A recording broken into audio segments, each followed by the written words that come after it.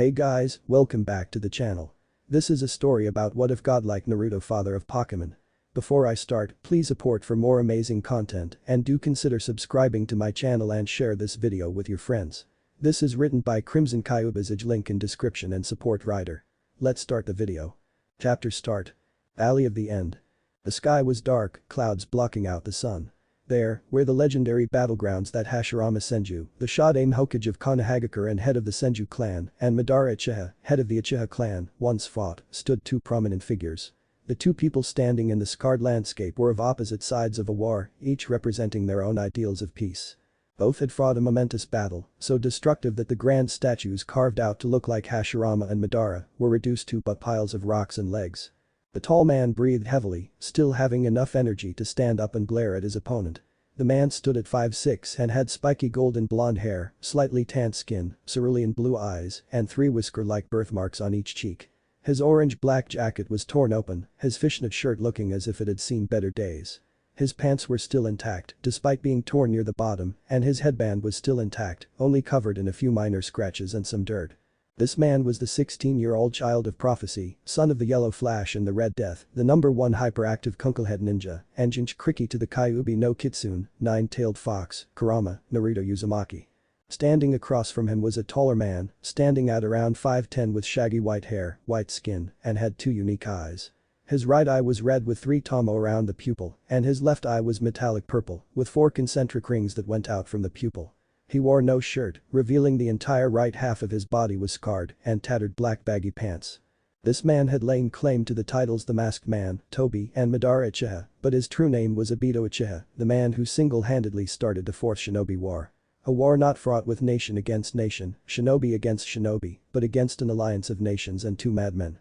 Obito Yakushi, Obito's partner in crime in the fight against the Shinobi Alliance, had obtained the ability to resurrect dead legendary shinobi using the Ito Tensei no Jutsu, impure world resurrection technique. That, combined with an army of humanoid-like creatures known as White Zetsu, had made a formidable foe for all shinobi alike. But the tides of war had been changed when Sasuke Uchiha, the last living member of the Uchiha clan, joined the war on the side of the Shinobi Alliance, killing Kabuto and releasing all the Ito Tensei shinobi, save for one. The true Madara Uchiha, having been revived in the midst of the war, had broken Kabuto's control over him moments before the Ito Tensei no Jutsu had been released.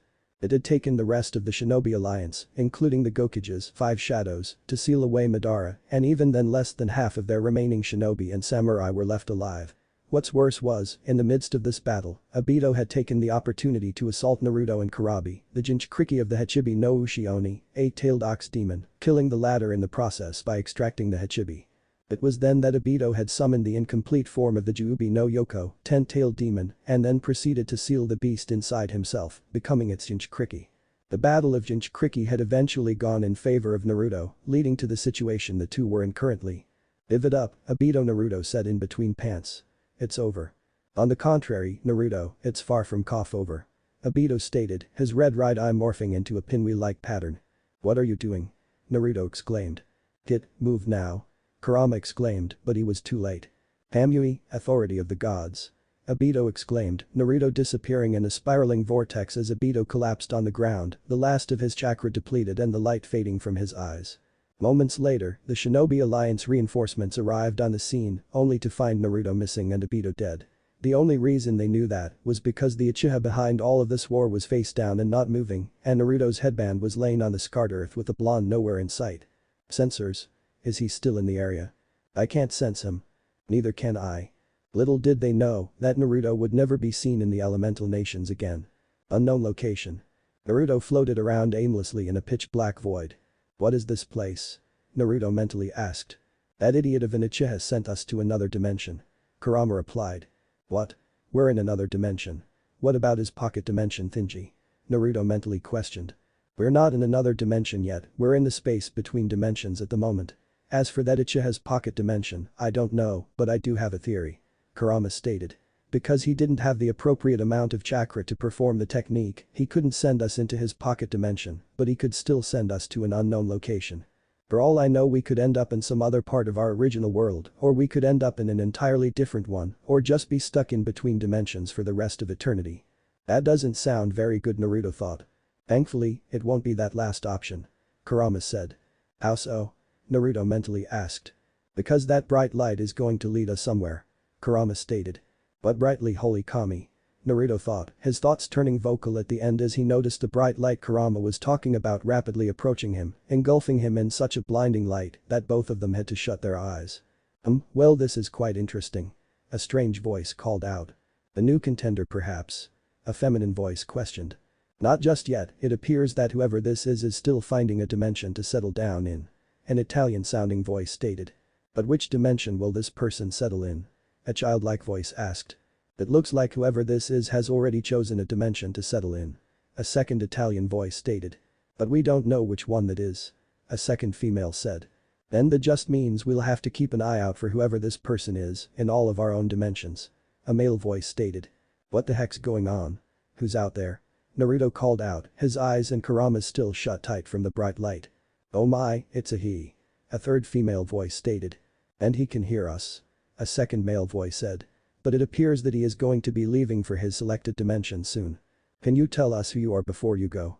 The first female voice asked. The name's Naruto Yuzu. Naruto started, but the people never heard the last part as he was sent off to his destination.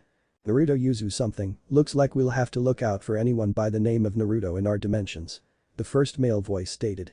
It's not like Naruto is a common name. The third female said. Things will certainly become interesting with this new contender. The first voice stated. Hall of Origin.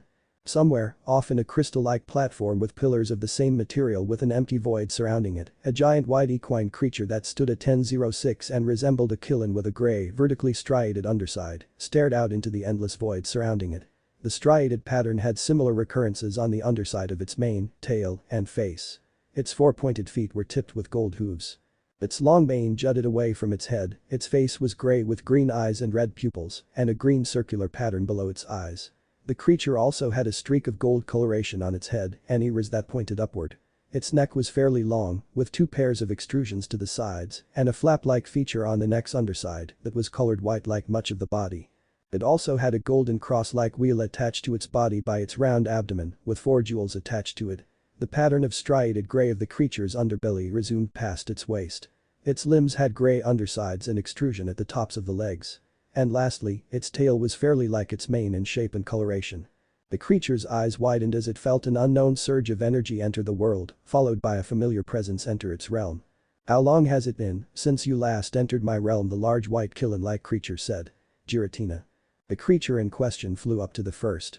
It was a large grey draconic creature with gold half-rings circling the back of its neck. A thick black stripe ran vertically along the front with red horizontal stripes. The creature also had 2 large black ghostly wings with red tips that resembled claws, and it had 6 thick and clawed legs. Indeed it has been, Arceus. The draconic creature, presumably Giratina, stated. Unfortunately, this isn't just any old visit. So it's a booty call? Arceus asked, seemingly raising a non-existent eyebrow coupled with a non-existent smirk. Even the god of all Pokemon had to have a laugh every now and then. No, this is not a booty call. This is business. Giratina comically yelled, which was quite the sight, considering how large the draconic creature was. You've obviously felt that energy enter our world. Yes, I felt that, why? Arceus questioned. Giratina moved over to the side, revealing the source of the disturbance. Hey. What the heck is going on to Bayo? Naruto exclaimed as he ran around the Hall of Origin in comical fear. For such a powerful source of energy, the human seems a bit disappointing. Arceus deadpanned at seeing Naruto running around in panic. When said blonde heard the large creature's statement, he stopped panicking. Oh yeah? Well, shut up. Naruto said, his comical panic being replaced by comical rage as he tried to come up with an insult for the god of Pokemon. What should we do with the human? Giratina questioned. This human has a name. I'm Naruto Uzumaki. Bayo. Naruto yelled.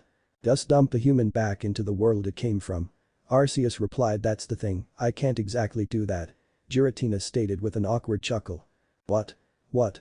Naruto Kurama Arceus exclaimed simultaneously, Arceus and Naruto sending each other a questioning look.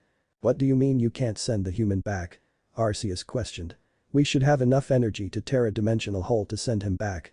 That's the thing, even if we combined forces with Dialga and Palkia, we still wouldn't have enough energy to send the human back. There's so much energy compacted into that human that it would take an even greater amount of energy to send it through a dimensional rip, let alone the same one the human was originally from. Giratina explained. That, and I also feel another presence inside the human contributing to the human's energy. The best we can do is send this human out into the world with the other humans. Very well, let the human roam around the world with the rest of them. Arceus said, whoa, just who do you think you are to boss me around? Naruto exclaimed. Come to think of it, who and what the heck are you two? We are classified as what you humans have come to call Pokemon. Arceus replied. The creature beside me is Giratina, the renegade Pokemon. And what about you? Who or what are you? Naruto asked. Suddenly, his body was being enveloped in a bright light. I am Arceus, god of Pokemon. Arceus said right before Naruto disappeared in a flash of light. Unknown location. Why Naruto exclaimed. You son of a bitch, Arceus. Why was Naruto screaming his head off? Because Arceus had taken it upon itself to teleport him. Don't be mistaken, Naruto was used to being teleported around. But Arceus had decided to teleport him 100 feet up in the air above an ocean that seemed to go on for miles upon miles. Naruto tried channeling chakra into his feet but found that his chakra reserves were so low that he could not even do that. The ocean started appearing closer and closer to the blonde, so he did the only thing he could do in a situation like this, he pulled his arms in front of his face and braced himself for the impact. Damn. That battle with Obito took more out of me than I thought. Naruto mentally exclaimed. I can't help you either, kid. I gave you most of my chakra to fight the Uchiha bastard. Kurama stated. 3, 2, 1 Naruto mentally counted down, a second after hitting 1, Naruto slammed into the water, the last thing he saw being the deep blue color of the ocean and the silhouette of a fish-like creature. Route 108. Out on the ocean in the Hone region, a white triple-deck ship slowly traversed the waters. Up on the top deck, 3 people stood in what was seemingly an important argument. And that's why the Hone region is better than the Kalos region. A young man exclaimed. He stood at 5'4" with black eyes, brown shoulder-length hair, and a 5 o'clock shadow. He wore a light blue t-shirt, green shorts with a belt that held 3 half-red half-white balls, gray-brown sandals, and a tan-brown satchel. Screw you, Herald. The Kalos region reigns supreme. A second young man yelled. He stood around 5'3" and had gray eyes and curly dark blue hair. He wore a white button-up short-sleeved shirt with the top 2 buttons undone and the shirt untucked, a pair of black pants that had 4 of those strange balls attached to a belt, and brown shoes. Augustine Sycamore and Harold Birch. Honestly, sometimes you two are the most immature people I will ever know. A young woman exclaimed. She stood at 5'3" and had vibrant eyes that were a mixture of green and cyan, C-cup breasts, light skin, and light brown hair that was done up in a bun. She was wearing a light green shirt, a pair of shorts that stopped a bit before her knees, and had a belt with 2 balls, and white sneakers with 3 red horizontal stripes. Besides, we all know that Unova would beat both Hone and Kalos. She said with a grin on her face. Yeah right, Aurea. Your Unova region wouldn't stand a chance against Hone. The first man, now identified as Harold Birch, stated. Birch, Juniper, you're both wrong. It's Kalos. The second man, presumed to be Augustine Sycamore, said confidently. Unova. Aurea exclaimed. Hone. Harold countered Kalos. Augustine exclaimed. Shut up, you brats. A new voice yelled. The 3 Pokemon professors in training winced slightly before turning their heads to the source of the voice. There stood a tall man, standing at 5'7" with brown hair that had patches of gray in places and black eyes. He wore a red-collared t-shirt, brown pants with a belt that held 5 balls, and black shoes. On top of all this, he wore a white lab coat that held 2 ballpoint pens in one pocket. Sorry Professor Oak, sorry Sam. The 3 said, Augustine and Aurea saying Professor Oak and Harold saying Sam, causing a tick mark to appear on the older man's forehead. HOW many times do I have to tell you to call me Professor Oak? The man, now identified as Professor Oak of the Kanto region, exclaimed. Your little argument is pointless and… Sir. Another new voice exclaimed as a man ran up the stairs of the ship. The man stood at 5'5" with light gray eyes, disheveled light brown hair, and a pair of glasses. He wore a cyan button-up shirt, light brown pants with a belt that held 3 red and white balls, brown sneakers, and a white lab jacket with various pieces of paper crammed into the pockets. One of the crew members found someone passed out in the water. At this, the other 4's eyes widened. Bring him aboard, Elm, we can't just leave whoever this is out in the ocean. Professor Oak exclaimed, getting a nod from the man, presumably Elm, before the 2 rushed down the stairs of the ship, quickly being followed by the other 3. But Naruto. Ugh, Naruto groaned out, opening and reopening his eyes as he regained consciousness, only to squint as the light of the sun barred down on him. He brought up his hand to try and block out the sun, only to wince in pain as he recalled his last actions. Ah, looks like he's regaining consciousness. Professor Oak stated. Who are you? Where am I? Naruto asked as he looked around at his surroundings, finding himself on the top deck of a ship surrounded by Professor Oak, Elm, Augustine, Oria, Harold, 2 sailors, and a serpentine creature. My name is Samuel Oak. This is my assistant, Austin Elm. These are my students, Harold Birch, Augustine Sycamore, and Oria Juniper. And these 2 gentlemen are the people who found you out in the ocean. Professor Oak stated, gesturing to each person as he introduced them. Can you tell us your name? Naruto Uzumaki. Naruto stated. Naruto? I've never heard of a name like that. Augustine stated. Where are you from exactly? August, don't hassle him, the dude just woke up. Harold said. Where am I? Naruto repeated, we're out on Route 108 in the Hone region. We found you face down flat out unconscious on the back of this melodic here. One of the sailors said, gesturing to the giant aquatic serpentine-like creature. A Milo what? Naruto questioned and in turn received questioning looks. Melodic, the tender Pokemon. Evolved form of Phoebus. Ring any bells? The second sailor questioned. Pokemon? I've heard that word before. The weird white creature and the centipede dragon said something like that. Naruto stated. Weird white creature? Professor Oak questioned, having never heard of a talking white Pokemon. Now I remember. It said its name was Arcane. Aragon. Erebor. Archway. Arceus. It said its name was Arceus. Naruto exclaimed, causing Professor Oak, along with everyone else's eyes to widen. Arceus? You met the god of Pokemon, Arceus. Harold exclaimed. Yeah. That asshole teleported me above an ocean while I had low chakra reserves. Naruto said, causing the group to sweat drop. Chakra? What's that? Augustine asked. You guys don't know about chakra. That bastard Arceus was right then, I am in a new world, Naruto mumbled. Alright, I'll tell you what chakra is if you guys tell me what these Pokemon things are. Eh? That's a strange request, but alright. Professor Oak said. Pokemon are creatures that inhabit this entire world. There are various species like this melodic that kept you afloat, and we as people live alongside Pokemon as companions. There are other things we do alongside Pokemon, such as battles or contests. I myself am a Pokemon professor, Elm here is close to becoming one as well, and my 3 students are learning to be professors as well. Alright, I guess it's my turn now. Naruto said, placing his hand out with the palm up. Rasengan, spiraling sphere. He called out, a familiar orb of blue energy materializing into existence, shocking all members present. Chakra is the manifestation of one's physical and spiritual energy. My people learn to harness this power and use it to do many things, like create entire forests or dragons made out of the elements. Milo, melodic. Melodic said in surprise. I know, many of the things we could do with chakra seemed impossible, even to me. Naruto stated. And I come from a place where walking on water is something common. Milo? Melodic asked. No, I can't make forests out of thin air, that was someone else's thing from my world. Naruto replied. You can actually understand what that melodic is saying? Oria questioned. Wait, you mean you guys don't? Naruto countered. We can to some extent, but we have yet to fully understand what Pokemon truly say. Professor Oak explained. And what do you mean by your world? Oh yeah. I was fighting this madman that was hellbent on trapping the world in an endless illusion. I kicked his ass, and then he got pissed and sent me to another dimension, and then poof. An asshole of a creature sent me falling out of the sky, and then I ended up here. Naruto said, waving his hands around as he spoke. Then you don't know anything about where you are? Professor Oak asked. Other than that asshole and that centipede dragon are Pokemon. No, I don't. Naruto replied. Then I have a proposition for you. Professor Oak said. How would you like to become one of my students? What? Harold, Oria, and Augustine exclaimed simultaneously. But we had to take an entrance exam before we were even considered for becoming professors in training. Augustine exclaimed.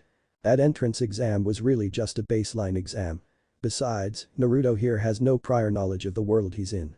What better way to learn about it from a Pokemon professor? Professor Oak said. So what do you say, Naruto? Do you want to become my 4th student? Should I, Kurama? Naruto mentally asked. I think you should. We need to learn about this new world we're in. Kurama stated. Alright, I'm in professor. Naruto exclaimed, a grin on his face. 7 years later. Play opening selection. Pokemon Ruby and Sapphire music super complete, composed by Junichi Masuda, GM Ichinis, and Morikazu Aoki. The black screen with a yellow transition at the top appeared, following soon after was an older, more pixelated Harold Birch, having grown to 5'6" and grown a beard fading into existence. Hi. Sorry to keep you waiting. A pixel box popped up. Welcome to the world of Pokemon. My name is Birch. But everyone calls me the Pokemon Professor. This is what we call a Pokemon. As the last world popped up, an oversized red and white ball appeared in the pixelated Birch's hands, popping open to reveal a strange creature that resembled a mixture of a green platypus and a lily pad. This world is widely inhabited by creatures known as Pokemon.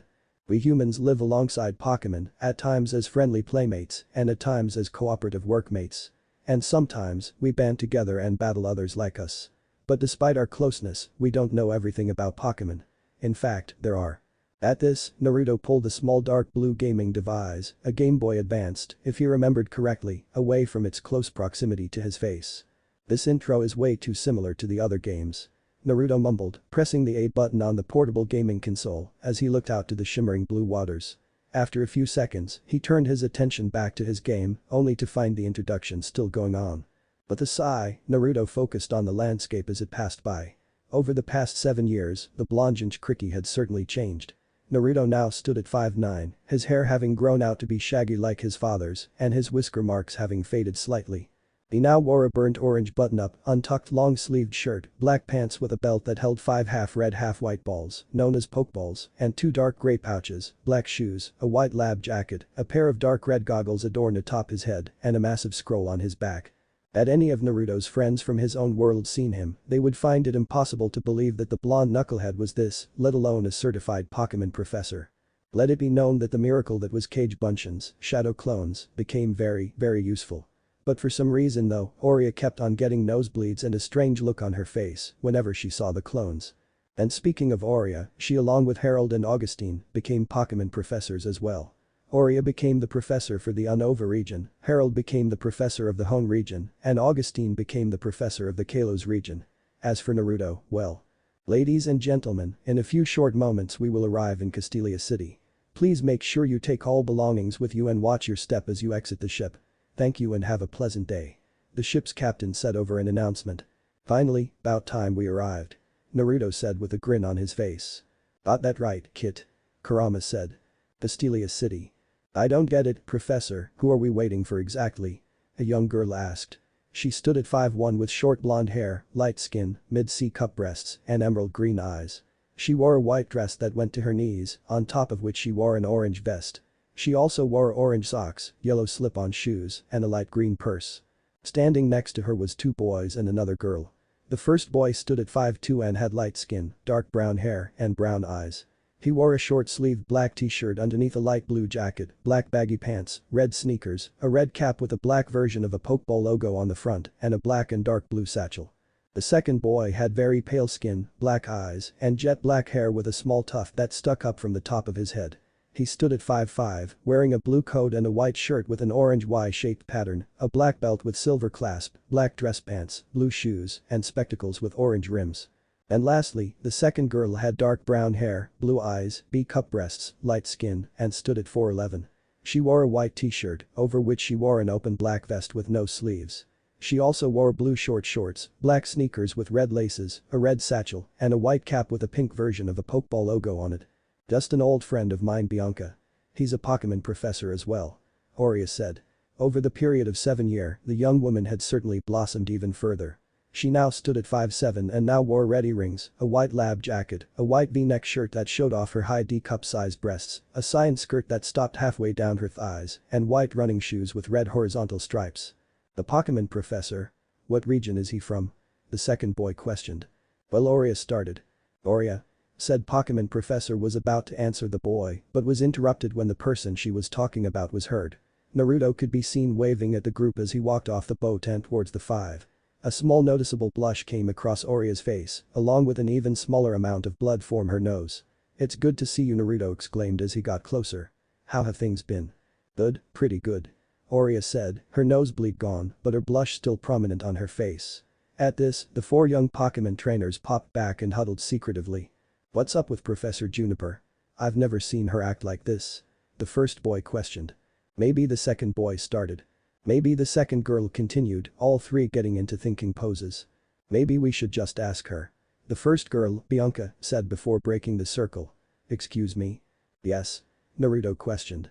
Before Bianca could ask her question, at that very moment, the sun was angled so that it gave Naruto hero lighting. A breeze swept in to sway Naruto's hair slightly, giving him hero wind, and a smile similar to Minato's was on his face.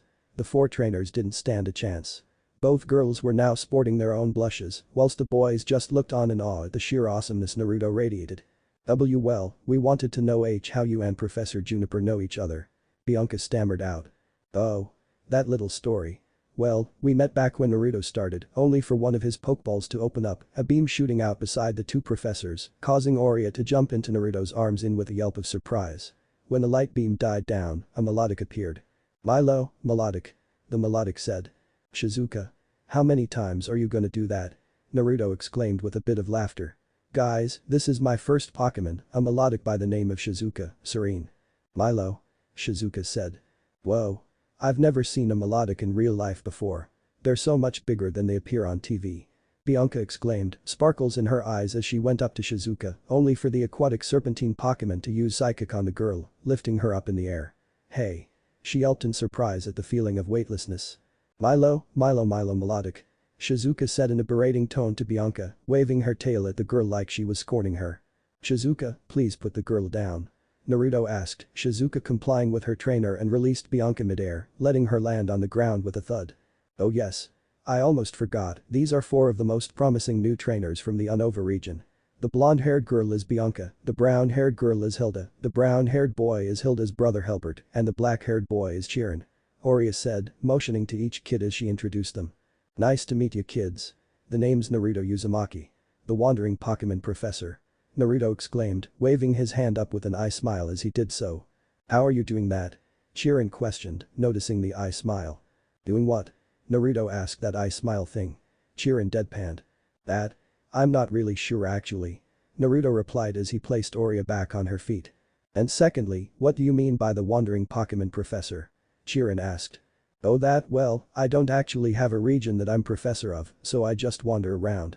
Somewhere along the way I picked up that nickname. Naruto stated. Well before Chirin could ask another question, an explosion was heard behind the group coming from the city, followed by the sounds of civilians screaming. What was that?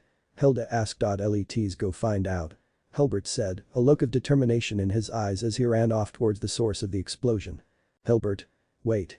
Hilda exclaimed, running off after her brother. Hilda. Hilbert. Bianca exclaimed, running off after her 2 friends. Sigh troublesome Chirin said before running off after the other 3, his hands in his pockets as he did so. Somehow that boy reminds me of that Shikamaru person you told me about. Oria stated. Yeah, he does. Naruto said. Well, no use in just standing right here, let's go after those kids.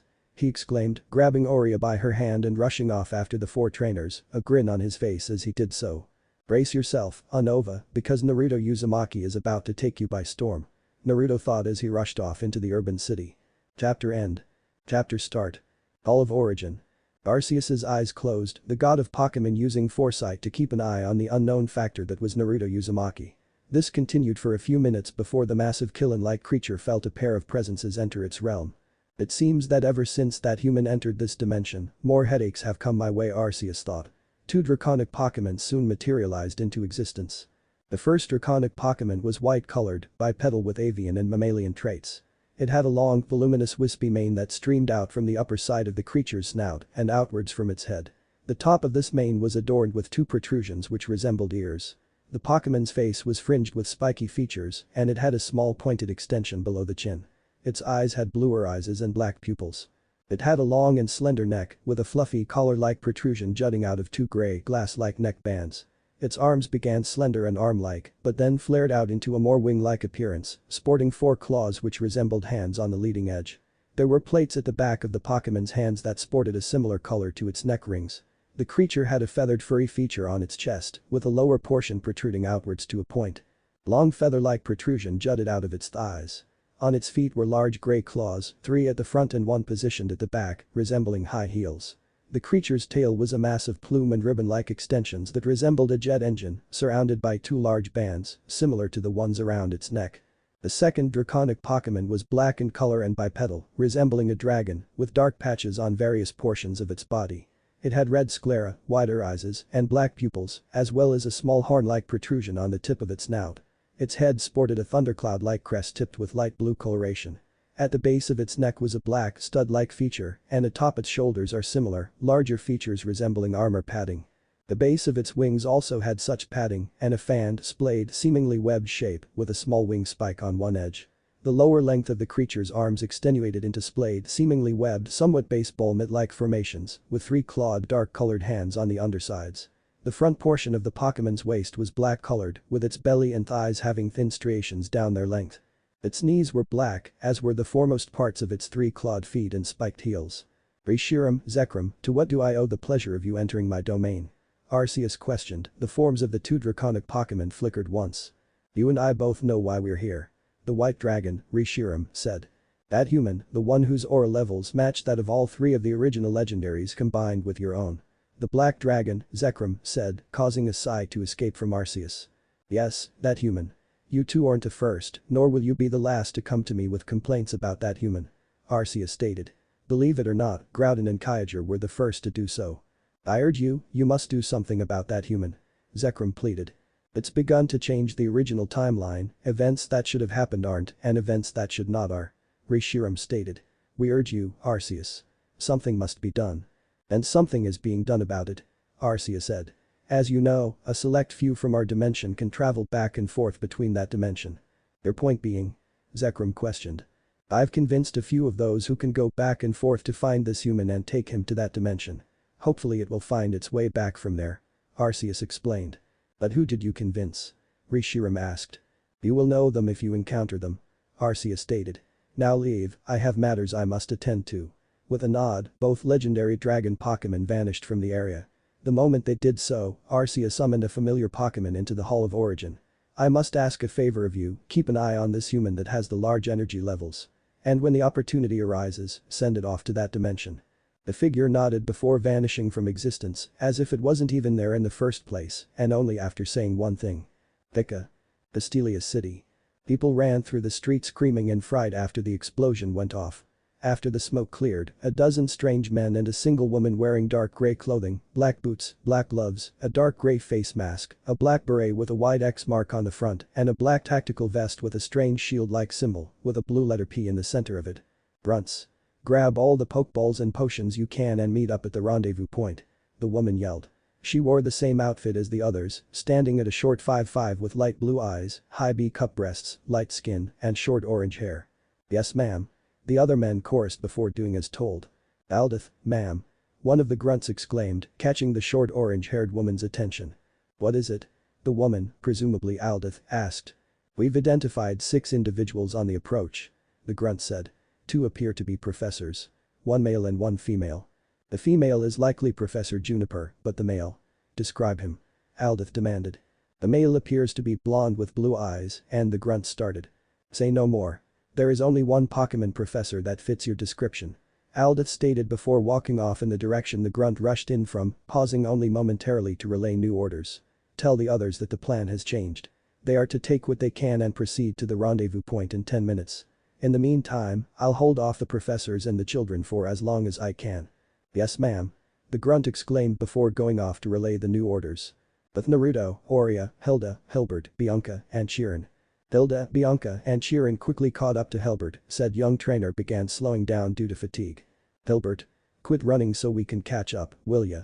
Hilda yelled. Do we even know what we're looking for? Chiron questioned. That's easy.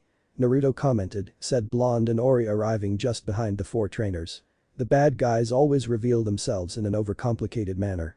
That's ridiculous, Chiron stated, only for Aldith to appear out of nowhere with 5 grunts behind her, all with their hands on their hips in an attempt to intimidate their enemies. Son of a bitch. Hey, my mother was no bitch. Just for that, I'm gonna kick one of these grunts' ass for no apparent reason. Naruto stated, causing all to sweat drop at the blonde's logic. How does that make sense? Aurea comically yelled. It doesn't. I just need a reason to kick ass. Naruto yelled back, using the same comical manner as Aurea. Last time I didn't give a reason for my ass kickings, I was kicked out of the Mauville food court. I don't know how to respond to that, Aldith deadpanned. We are Team Plasma. She said after regaining her composure, striking a pose alongside the 5 other grunts. Is that seriously how it works? Chiron questioned. Yep. Bad guys come in, do a flashy entrance, state their reason for doing this, and blah blah blah, let's just get this over with. Naruto said, pulling out one of his Pokeballs after finishing his statement. Oh, Leopard. Aldith exclaimed, tossing her Pokeball up in the air as a white light escaped the ball, revealing a leopard-like Pokemon with purple and yellow fur. Let's dance. Come on out, Hikari, Light.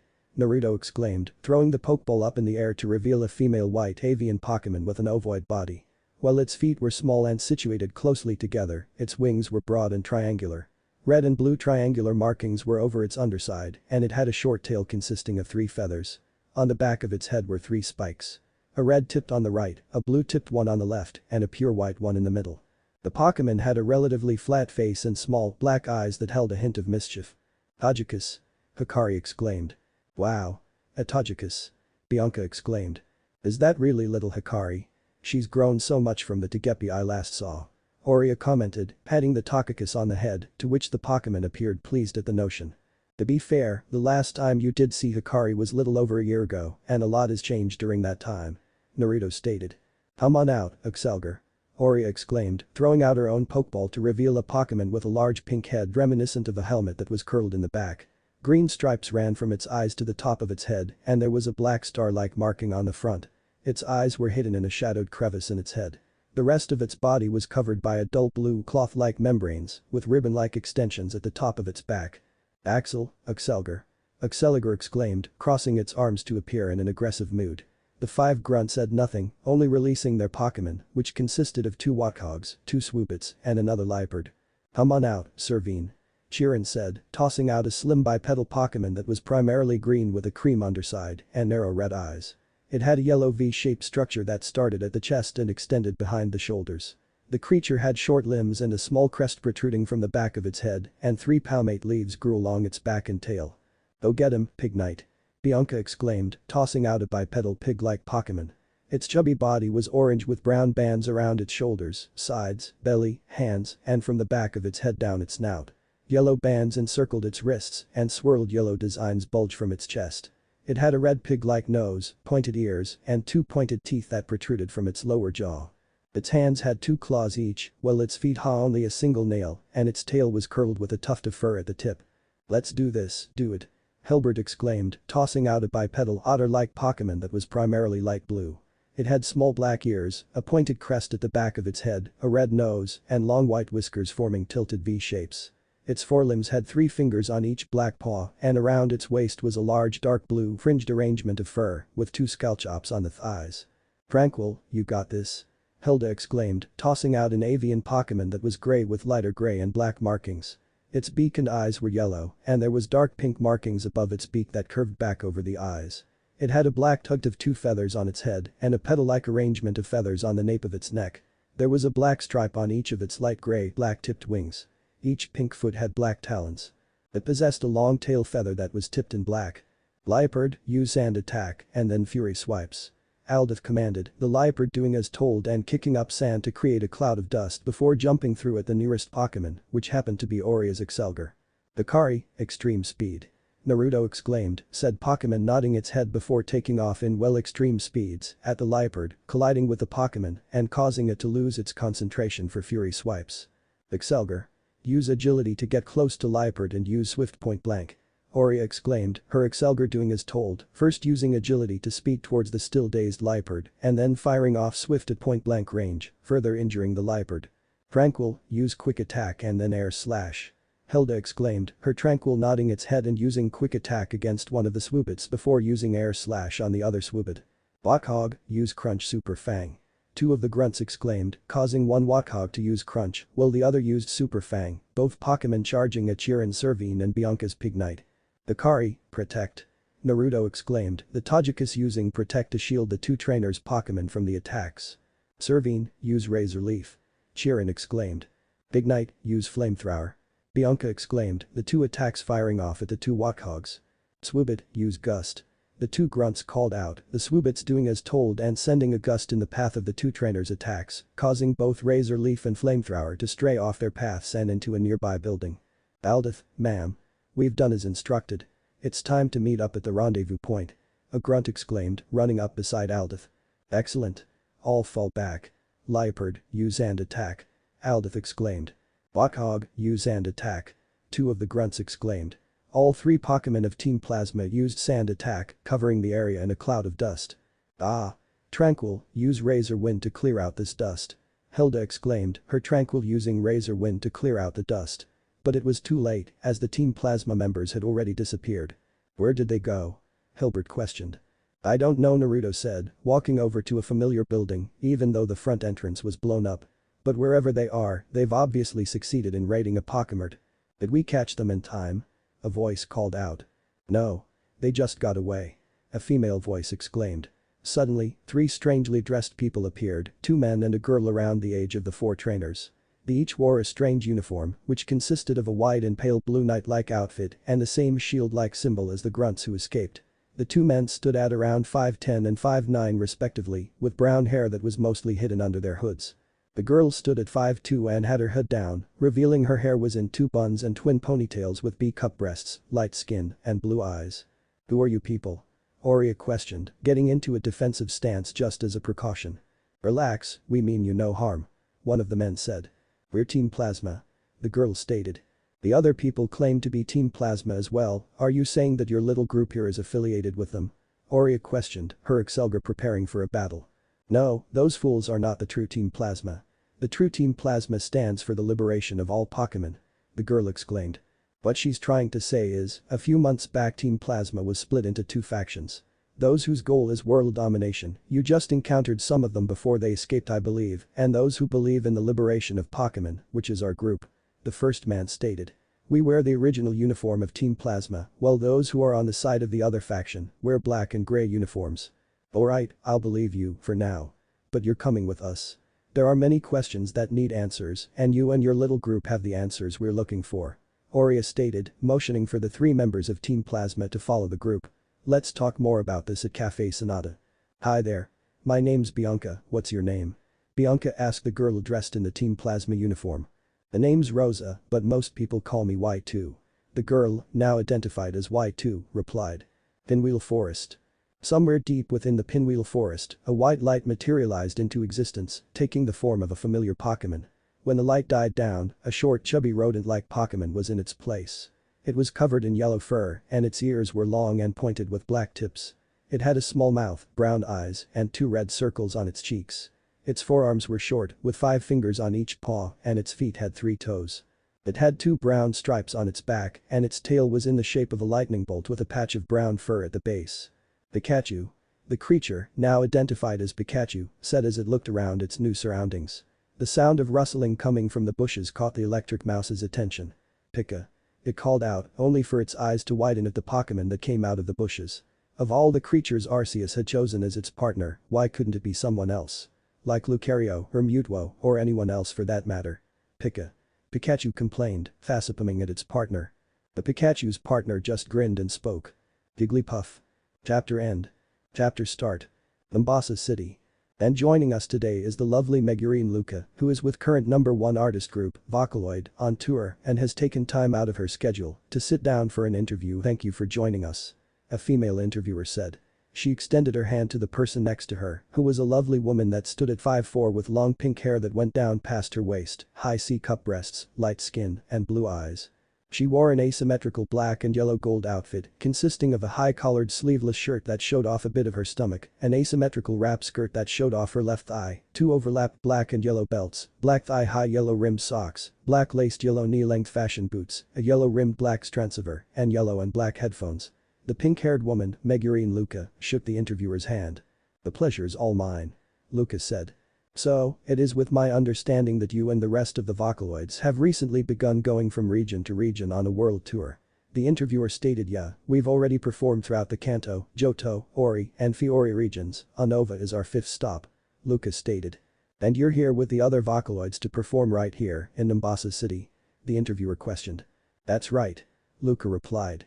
In a few days' time, we'll be putting on a live performance in the Paka Stadium.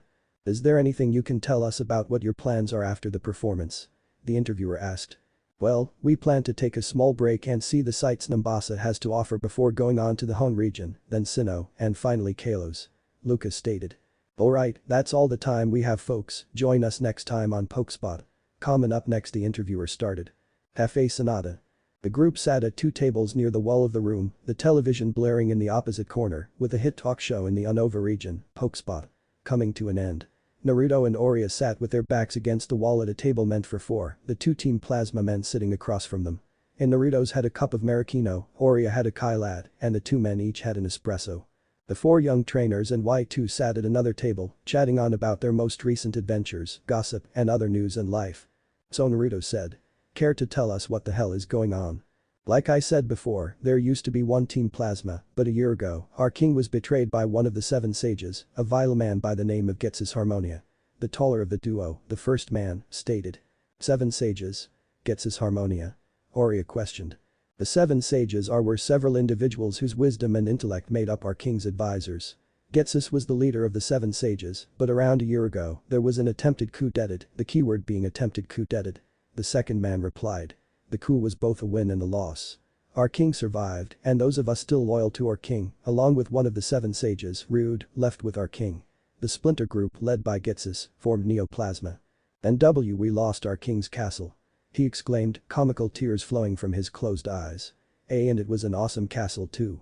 There, we were all devastated after that day, the first man said as he comforted his comically crying partner, causing the two professors to sweat drop. I don't know how to respond to that, Oria said. This castle, Naruto started. On a scale from 1 to 10, how awesome are we talking? 15. The second man exclaimed, comically bawling at this point. I don't know about that. But Naruto said, unconvinced about this castle the duo was talking about. I guess the only way to actually form my opinion is to see this castle myself. But you can't. Team Plasma lost that marvelous grand building a year ago. The first man exclaimed, now comically bawling like his partner. Then that just means that we'll have to take it back. Naruto grinned. We don't wait, hold on a sec. The first man said, stopping halfway through his exclamation and staring at Naruto. You said we. Yes. Naruto nodded like, we of Team Plasma and you? The first man questioned. What else would I mean by we? Naruto retorted. Then that means that you're willing to help us. The second man questioned, just with retaking this castle you're bawling on about. Naruto replied. How do we know you won't chicken out on us? Or worse, how do we know you're not with Neoplasma? The first man questioned. The only time I've ever heard or seen of this Neoplasma was a few minutes ago when they escaped and you arrived late to the scene. Naruto said. And besides, I'm a man of my word. When I make a promise, I go through with it. You'll really help us take back our castle? The first man asked hesitantly. Sure, why not?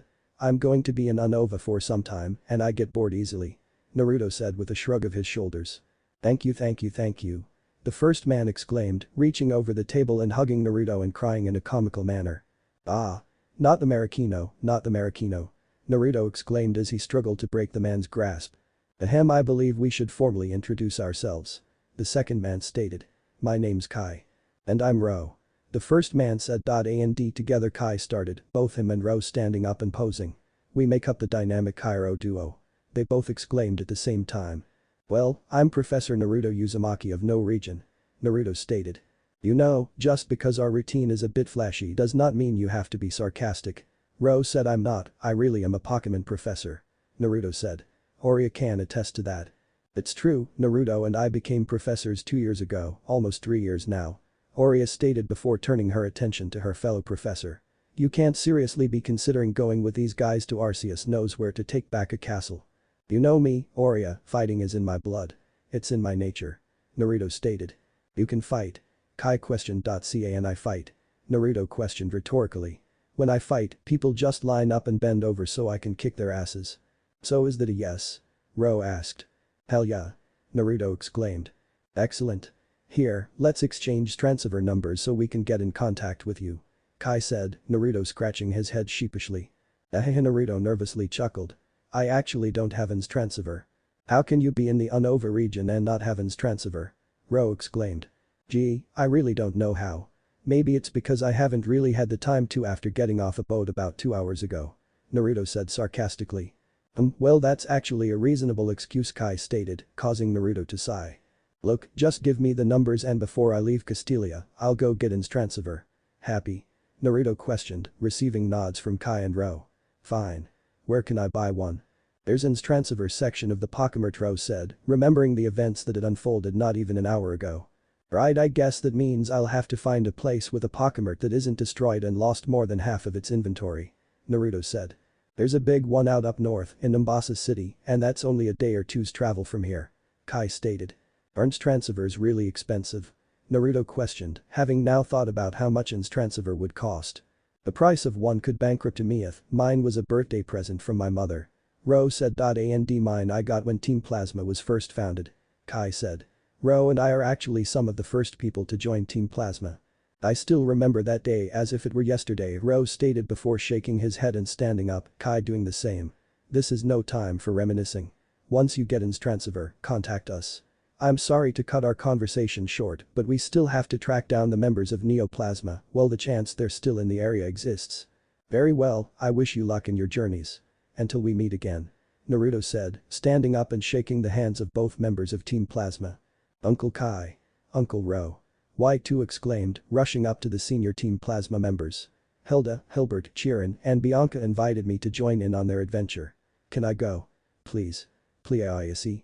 She begged, using the dreaded technique that could make the most cruel of men concede, the teary puppy dog eyes. Kai and Ro didn't stand a chance. Okay. Okay. You can go. Kai exclaimed, causing Y2 to cheer and drop the teary puppy dog eyes technique. But on a few conditions. Ro added, making Y2 abruptly stop her little happy dance. The first condition. You will not wear your Team Plasma uniform in public, that might draw the attention of Neoplasma or worse. Kai stated condition number 2. You will call either me, Kai, or your mother at least once every month. Ro said condition number 3. You are only allowed to use Pokemon you have bonded with in and outside of combat. Kai said. Condition number 4. You will practice good hygiene and go to sleep at a reasonable time, or so help me. Ro started. Condition number 5. If you do come into contact with any members of Neoplasma, you will call in and report where you found them. Understood. Kai finished. Crystal clear. Y2 exclaimed before hugging the plasma duo. Thank you, guys. And make sure that mom doesn't have a seizure when you tell her. She'll understand. It's all a part of growing up. Ro stated before Y2 broke the hug and rushed off into the bathroom to change out of her Team Plasma uniform. They grow up so fast. Kai said. Don't talk like that, man, it's making me feel old. Ro joked. I guess I'll be on my way, then. Naruto said. It was good seeing you again, Oria, perhaps we can do this again sometime in the future. And with that, Naruto walked out the doors of Cafe Sonata, off towards Nimbasa City. He seemed like a nice guy, going out of his way to try and help us in Team Plasma. Kai stated. That's Naruto, alright. Oria said, chuckling slightly, a hint of pink spreading across her cheeks. He always goes out of his way to help those around him, that's the kind of person he is. You sound like you have a crush on the guy. Ro said teasingly, causing Oria to take a sudden interest in the floor as her blush grew slightly. Oh my Arceus, you are crushing on Naruto. I don't find it that hard to believe. Hell, I've only known the guy for about an hour, yet I can tell that he's a chick magnet, a real ladies' man. Kai said. He's also very oblivious when it comes to the opposite sex. Oria mumbled, though Kai and Ro could hear her. Today was supposed to be just me and him on a surprise date, but then the kids showed up and the entire debacle with Neoplasma. Don't worry, I'm sure that there'll be plenty more chances in the future. Ro said maybe you just need to go at it from a different approach. Kai suggested, pulling out a familiar small pocket-sized green book. Here, maybe this will help. He said, handing the book over to Oria. Icha Tactics. Oria said as she read the title of the book out loud. Yep. Written by the greatest man of all, the Gamma Sennin. Kai exclaimed. His Icha series has helped me many times with approaching problems with women before. It even helped me find the woman who would become my wife. Yep, and the techniques in his books have helped me keep the passion in the relationship with my girlfriend strong. Ro stated. The Gamma Sennin truly is the greatest of our kind. I and Ro began ranting in a fanatic manner about the Gamma Sennin, but Oria had already tuned them out the moment she cracked the book open to its first page. A heated blush crossed over her face and a small amount of blood escaped her nose as she read the book. In the back of her mind, a small little voice was telling her, put the book down, hunt this Gamma Sennin guy down, and murder him in a brutal manner for the Anti-Pervert Alliance. But this voice was quiet and unheard over another voice telling her, keep on reading. It's getting to the juicy part. With Naruto. Naruto walked down the street of the rather large city at a rather casual pace. Suddenly, the sound of running footsteps from behind him caught his attention. Professor Uzumaki. Hilbert exclaimed. Naruto turned around to find that Hilbert, Hilda, Chirin, Bianca and Y2 were running towards him. Y2's outfit had changed from her Team Plasma uniform, now wearing a white shirt with light blue long sleeves, a yellow skirt, under which she wore black form-fitting pants, running shoes, a pink and white visor, and her hair up in 2 buns and 2 long ponytails. Yes. What is it? Naruto asked. We just wanted to say goodbye and good luck to you before you went off. Hilda said, panting in exhaustion as she caught her breath. Well, I wouldn't say that this is necessarily a goodbye, per se. Rather, a see you later to Bayo. Naruto grinned, giving the kids a thumbs up. Good luck with you guys as well, I know that you five are destined for greatness. You do realize that the route to Nimbasa City is on the other side of Castilia, right? Chirin pointed out, causing Naruto to freeze up. He stayed that way for a good 10 seconds, which began to make the five kids worry, before he broke out of his frozen-like state. On the other side of the city. Naruto exclaimed in a comical manner before sprinting off to the other side of town, a trail of dust following him as he did so. The group of young trainers said nothing, staying that way for a good minute and a half as they watched the blonde Pokemon professor run out of sight. Are we sure that guy is a real Pokemon professor? Chirin questioned with a sweat drop, though his indifferent expression did not change. They all have their quirks, I guess, Bianca stated before she felt a soft tug at the hem of her skirt. She looked down to find two strange Pokemon that she had not seen in her travels in Unova before. Hey. What Pokemon are those two? She asked, catching the attention of the rest of the group as they stared down at the two Pokemon. Pika-Pi. Pikachu exclaimed. From what I can tell, the yellow one is a Pikachu and the other one looks like it could be a Jigglypuff. Chirin inferred. Jigglypuff, Jiggly. Jigglypuff said to Pikachu. Pikachu. Pikachu responded. But what are they doing out here, of all places? I don't believe either of them are native to the Unova region. Y2 questioned. Jigglypuff. Jigglypuff exclaimed, pulling out a small familiar object. Pikachu. Pika. Pikachu exclaimed in panic, knowing what would follow when Jigglypuff pulled out that. Oh? What's that in the Jigglypuff's hand? Hilda asked. It looks like a microphone, Hilbert said. No, it looks more like a black marker of sorts, Chirin stated. Chapter start. Route 4. A day had gone by and the sun had begun to set, giving the desert a shimmering golden gleam. Naruto trudged through the soft sand, each step he took making his foot sink in slightly. The dark red goggles that usually adorned the top of his head were now covering his eyes as protection from the sandstorm that was raging in the area. Shukaku would have loved a place like this, Kurama said absent-mindedly, reminiscing on his brothers and sisters. Yeah, Shukaku would definitely love this place, but it's not a place I'd live in. Naruto mentally stated. I agree, too much sand for the likes of me. Kurama agreed. Do you think that we'll ever see them again? Naruto mentally asked as he climbed up a large dune of sand. I don't know, maybe, Kurama replied.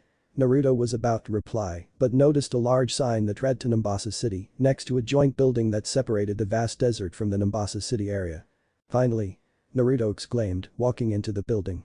The interior of the building was more like a waiting lobby, with a blue-haired woman with her head being elevated by her hand and a bored expression on her face standing behind an information desk. A large flat-screen television blared silently as it played a loop video, and a few people sat silently around the room. Wow, this place sure is a raging party. Kurama said sarcastically.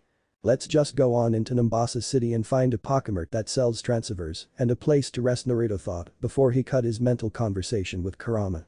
Hello Nimbasa City. He exclaimed as he entered the brightly lit city. Grand Suite, Le Beacon Lumineux Hotel. Up on near the top of the massive hotel, Le Beacon Lumineux, the entire 35th floor was rented out for the Vocaloid group. In one of the suites, a familiar pink-haired singer paced around in a bored manner. Whismer. A small mauve, bipedal Pokemon with a spherical body exclaimed. The Pokemon in question had two stubby arms and two round, yellow-tipped feet that lacked toes. Its ear covers were long and rabbit-like with yellow tips, and the ear openings could be seen as a hole at the base of each ear cover. Its eyes appeared as plus sign-like black marks, and it had a simple, wide mouth. It also had a small plug-like tail with a hole in it and a yellow crescent marking above it. Ugh, I'm so bored. Luca exclaimed, throwing her hands up in frustration. Whismer.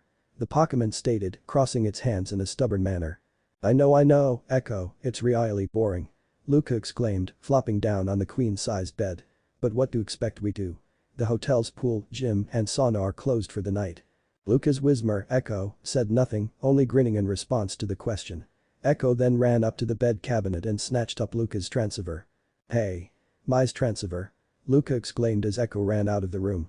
Whismer WHISMUR, Echo called out from the hallway, taunting her partner into chasing after her. Get back here. Luca yelled. What's the ruckus about?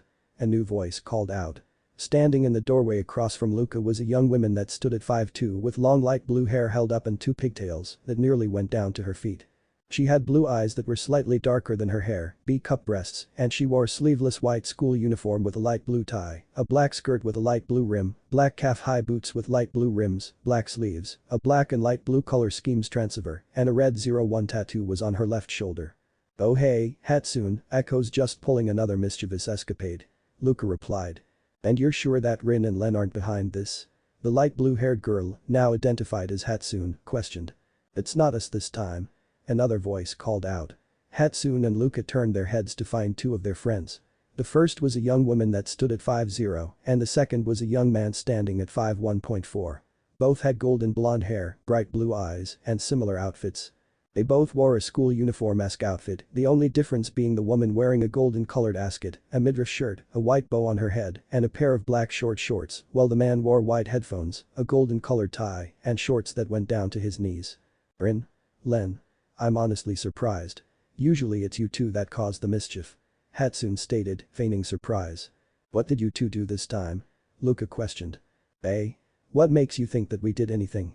The blonde man, Len, retorted nervously under the harsh all-knowing glare of Luca. "If you didn't put Echo up to this, then you've obviously done something else," Hatsune said without a hint of doubt.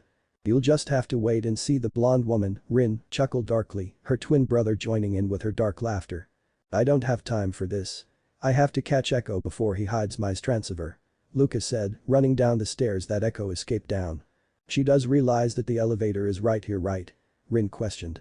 "Ah, let her do what she wants. We'll just watch in amusement," Len said, a grin on his face as he spoke. "With Naruto. Play Pokemon Black White Mombasa City Jazz Remix." Naruto sealed up his lab jacket into a seal on his arm, his years of studying and dabbling in Fuinjutsu having paid off as he walked into the fluorescent-lit grand store that was Pokemart and was greeted to the side of a grumpy old man in a blue Pokemart vest.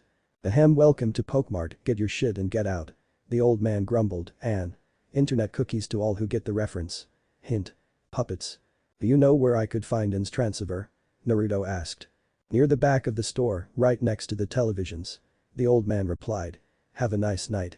"Thanks," Naruto said, walking to the back of the Pokemart and into this transceiver section and to a counter with a Pokemart employee standing behind it. "Hello, how may I help you?" the man asked. "I'd like to buy In's transceiver, please." Naruto said. "Alright, that'll be 50,000 Pokedollars," the man said. "Do you take Poke credit cards?" Naruto questioned, pulling out his Poke credit card. "Certainly," the man replied, taking the plastic card. "Huh. You know, I thought this would be a much more complicated of a process," Naruto stated. "Oh, it is," the man said. "Alrighty then, now onto the more detailed part of this. What do you want for your transceiver's primary and secondary colors? Do you have Verizon or Floatzel, and my parody take on Verizon and Frontier?" "Of course it couldn't be that simple," Naruto mumbled, groaning in annoyance as he prepared himself for the onslaught of questions. "With Luca. Wismer." Echo giggled as he ran down the dark alleyways of Mombasa City with his partner's transceiver in his grip. Normally, he wouldn't do something like this unless he was part of one of Rin or Len's schemes, but Echo had to admit he was really bored and so was his partner. So, this was his solution to the boredom. Echo was so caught up in his monologue that he didn't notice when he bumped into two other Pokemon. "Wismer, Wismer. Echo apologized, slightly dazed from charging headstrong onto the Pokemon. "Pika pie." Pikachu exclaimed, rubbing its head to ease the throbbing pain. Jigglypuff. Jigglypuff said with a huff of annoyance. Wismer. Echo exclaimed in defense, holding up his transceiver as he did so before motioning to it. "Wismer. Pika Pikachu pika pie."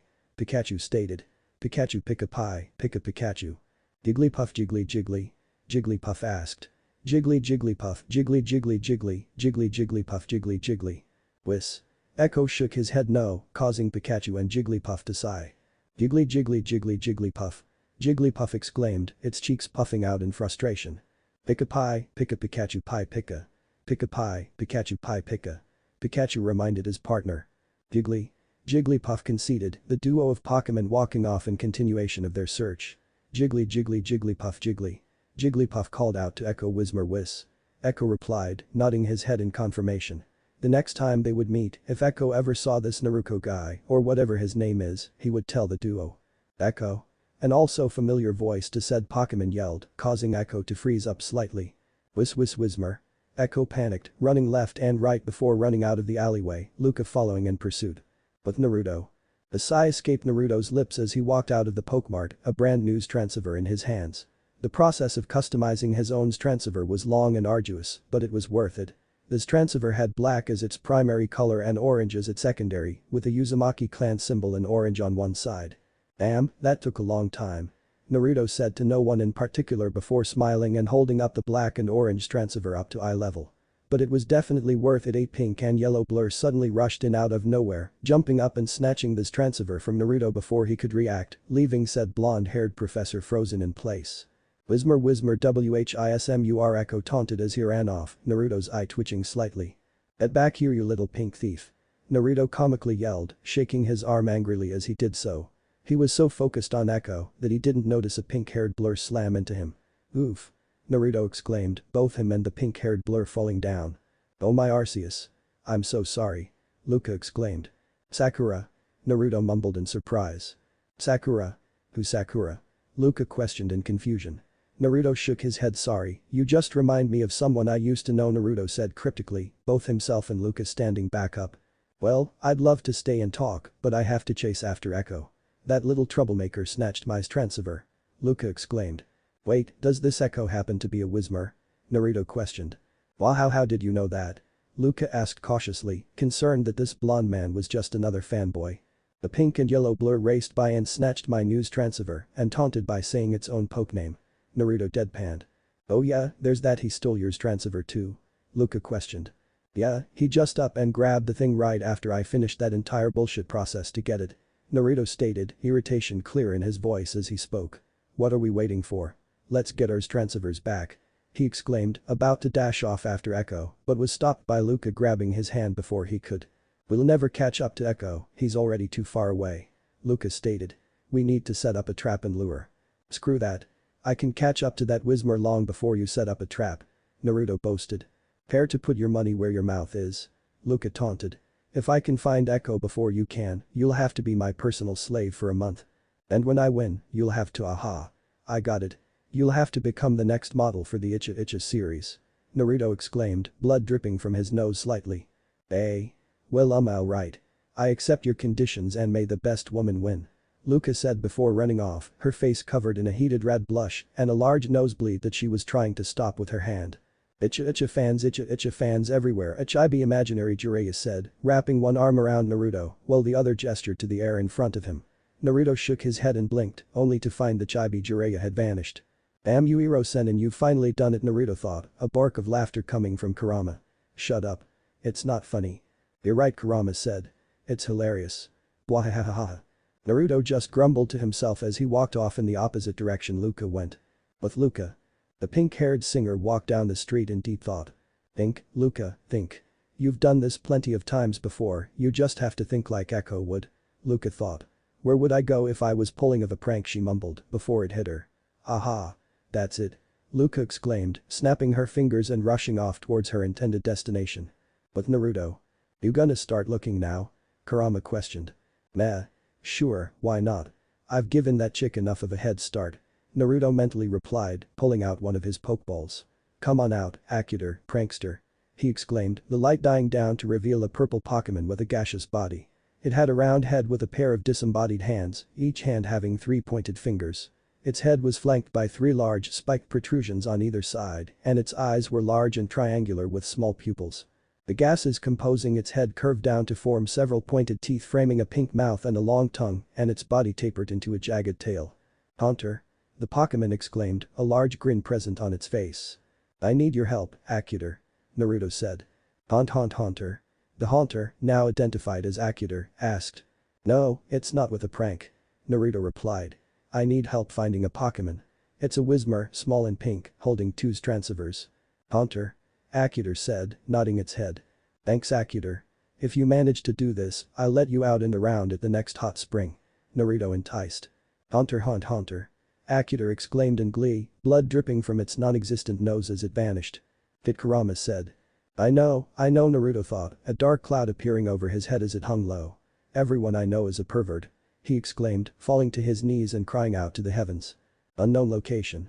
Echo ran down the street as fast as his little legs could carry him, giggling the entire time. He knew that by the time he was caught, either by Luca or the blonde man, he would be in for a world of punishment. But that didn't matter right now. His boredom was cured, and that's all that mattered. He finally stopped when he bumped into something tall and light brownish. Whismer. Echo called out. What do we have here? A kind voice questioned. Echo looked up to find a tall man standing at 5'7" with long tea-green hair and grey-blue eyes. He wore a black turtleneck shirt underneath a close-collared white jacket, light brown pants, a black and light grey cap, and a blue and orange prism necklace. "What are you doing out at this time of day, little one?" "Whis whis whizmer whis," Echo replied. A prank you say?" the man questioned. "Sounds like fun, mind if I help whizmer whis," Echo said. "Come on, then," the man said, motioning for Echo to follow him, to which the little Pokemon did. "By the way, what's your name?" "Whis," Echo replied. "Nice to meet you, Echo," the man said, a smile on his face. "My name's N." Unknown to both of them, a familiar pair of eyes observed them walking towards the flashy entrance of an amusement park before vanishing. With Naruto. Naruto patiently waited for Akutor to return, sitting down on the ground with a pencil in one hand and a notepad in the other. Yes. I'll have Nakura stumble upon Naruto in the forest. Then Naruto thought as he scribbled at a rapid pace on his notepad. Then Nakura makes a silly wager that she loses, and then Kurama added. Nakura and Naruto will go through 5 chapters of her being his sensual slave. Naruto Kurama finished. "I gotta admit, kid, Icha harem master seems to be shaping out pretty good," Kurama stated. "Yeah, I just need something to fill the 4 chapters," Naruto mentally said. Haunter. Akutor called out, catching the blonde professor's attention. "Eh? Did you already find the Wizmer?" Naruto questioned, Akutor nodding his head yes. Haunter. Akutor replied. "Alright, thanks Akutor. I'll hold up my end of the deal," Naruto said, making Akutor perversely grin. "Shunshin no jutsu, body flicker technique," he exclaimed, disappearing from sight and leaving a whirlwind of leaves where he stood. With Luca. The pink-haired woman walked into the amusement park entrance, knowing without a doubt that this would be where Echo would go to. "So it appears that we came to the same conclusion, huh?" Naruto called out. Luca turned around to find Naruto standing a few yards away from her. How did you get here so fast? I didn't see you anywhere near here," Luca questioned. "Trade secret," Naruto said with a grin on his face. "Now, I believe there is still a bet between us. I gave you a head start already, so I won't be holding back anymore. Shunshin no jutsu." And with that, Naruto flickered out of existence, leaving a pile of leaves in his wake. Luca's eyes widened as she looked around for the blonde man, only to be hit in the back of the head by a small pebble. She turned around and found Naruto crouched above one of the game booths, somehow going unnoticed by any other people. Naruto smiled and waved at Luca before vanishing again. "I am not going to lose to a pervert," Luca said to herself before rushing off after Naruto. With Echo and N. Whis. Echo finished, both N and himself going into a fit of laughter. Oh man, that has got to be the funniest story about a theft I have ever heard," N exclaimed. Before he could continue speaking, a shadowy movement caught his eye. "Someone's here," N stated, pulling out one of his pokeballs. Though he held the pokeball with disdain, having a strong and firm belief in the liberation of Pokemon, he knew that using pokeballs was necessary to prevent other people from enslaving them. "Always the perceptive one," and a deep voice stated. Stepping out from the shadows was a man all too familiar to N. "Etsus," N said, his eyes narrowing and his other hand clenching into a fist. "It's been a long time, son," Getsu said. The man was quite tall, standing at 6'3" with grey-green hair and a lone red eye, his right eye being covered by a strange device. He wore a black high-collared cloak with black spherical designs all along it, with his left hand sticking out of the cloak to hold a silver cane with a symbol for Team Neoplasma in a circle with an X through it. "Why are you here?" N questioned. "Isn't it obvious?" Getsus retorted, tapping his cane on the ground twice, causing 4 Neoplasma members to come out behind Getsus. "We've gone through this before, you know why I'm here." "Well, this certainly has been an interesting day for me," Naruto called out, all eyes turning to the blonde professor, who was crouched atop a lamppost. "What would Neoplasma be doing in a place like this?" he questioned, jumping down from his spot to the ground. "Our business does not concern you," one of the Neoplasma members stated. "Well, it kinda does, considering you assholes have become a thorn in my side the moment I arrived in this region," Naruto said. "Hydreigon, come on out," Getsu said, tossing out a pokeball. Hydreigon was a 3-headed draconic Pokemon with 6 thin black wings on its back, each of which ended in 2 points. On its neck was a fuchsia-colored collar which surrounded its head. The main head was dark blue and its eyes were black with fuchsia pupils. Its hands were also black and harbored a head in each one. These heads were similarly blue with black eyes. There were small collars on the inside of its hands and on its abdomen were 2 overall-like fuchsia stripes. Its feet appeared atrophied, having no claws or defined soles and 2 or 3 small toes, and its tail also sported a fuchsia stripe with a black tuft on the end of it. Acutor, use Shadow Ball. Naruto exclaimed, Acutor materializing into existence beside Naruto and firing off a Shadow Ball at Getsus's Hydreigon. Wathog, come out and use Protect. One of the Neoplasma members exclaimed, a Wathog appearing and protecting the Hydreigon from the incoming Shadow Ball. Hydreigon, use Dragon Breath. Getsus exclaimed, a fire-like beam shooting out from Hydreigon at Acutor. Zoroark, come on out and use Dark Pulse. N exclaimed, tossing his Pokeball out. The Pokemon in question was a bipedal gray-brown fox-like Pokemon with crimson and black accents. It had a pointed snout and ears with red insides. It also had some red rimming its eyes and mouth. It had a large red voluminous mane with black tips which somewhat resembled a ponytail as a teal bangle down its length separated a mass of the mane from the lower portion. It had a black ruff on its upper body, pointed at the shoulders from which its arms extended. Its upper arms were thin, whereas its lower arms, while still slim, were bulkier. The arms had spiky extensions of fur at the elbows, it had red claws on its hands and feet, and its eyes were red rimmed with light bluer eyes. Zoroark. The Zoroark exclaimed, firing off a Dark Pulse at the Dragon Breath. Acutor, use Thunderbolt on the Wathog. Naruto exclaimed, surprising everyone as the Haunter fired off a current of lightning at the equally surprised Wathog. Wathog.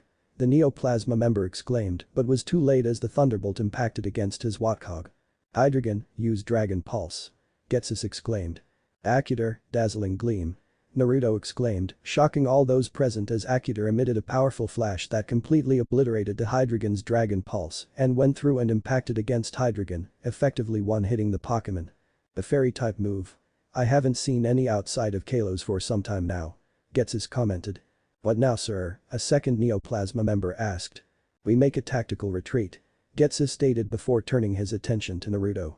Mark my words, boy. You will regret ever trying to intervene in Neoplasma's plans.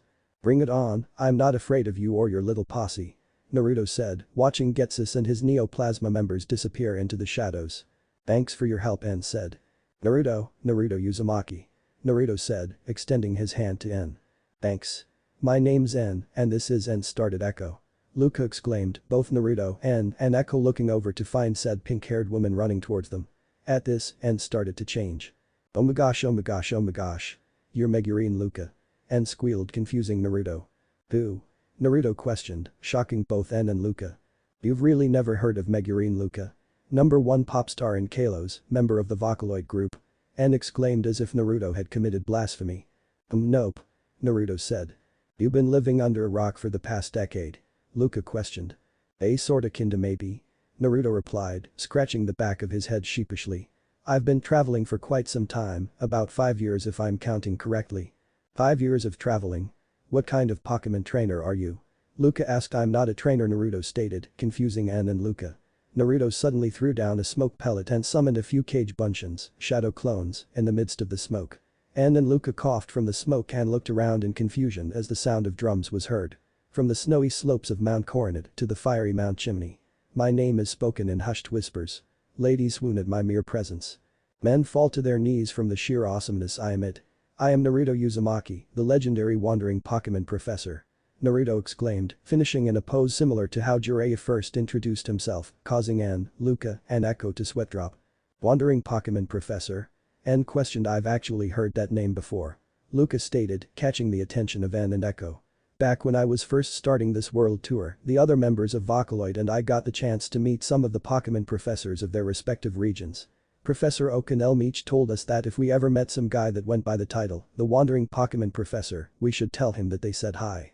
By the way, Professor Oak and Professor Elm say hi. What exactly did they tell you about me? Naruto questioned hesitantly. Why? Because frankly, there is a lot of embarrassing stuff that Oak and Elm know about him. They said that you were a stereotypical blonde, Lucas stated, Naruto nodding his head and paused for about 3 seconds. Hey. Naruto exclaimed, finally realizing the merit behind the comment. By the way, I do believe that these are yours. N said, holding out 2 Stransivers. Thanks. Naruto and Luca said, grabbing their respective Stransiver. Suddenly, Luca felt a cold hand on her posterior, causing her to jump and let out an eep in surprise. Naruto caught her as she descended from the air as all 3 people and Pokemon heard the sound of a perverse chuckle. Damn it, Acutor. Naruto comically yelled, the culprit of said groping being none other than Akira, who had a perverse grin on his face and blood dripping from his non-existent nose as he chuckled perversely. Did your Pokemon just grope my ass? Luca questioned. I'm terribly sorry, he has a perverted streak.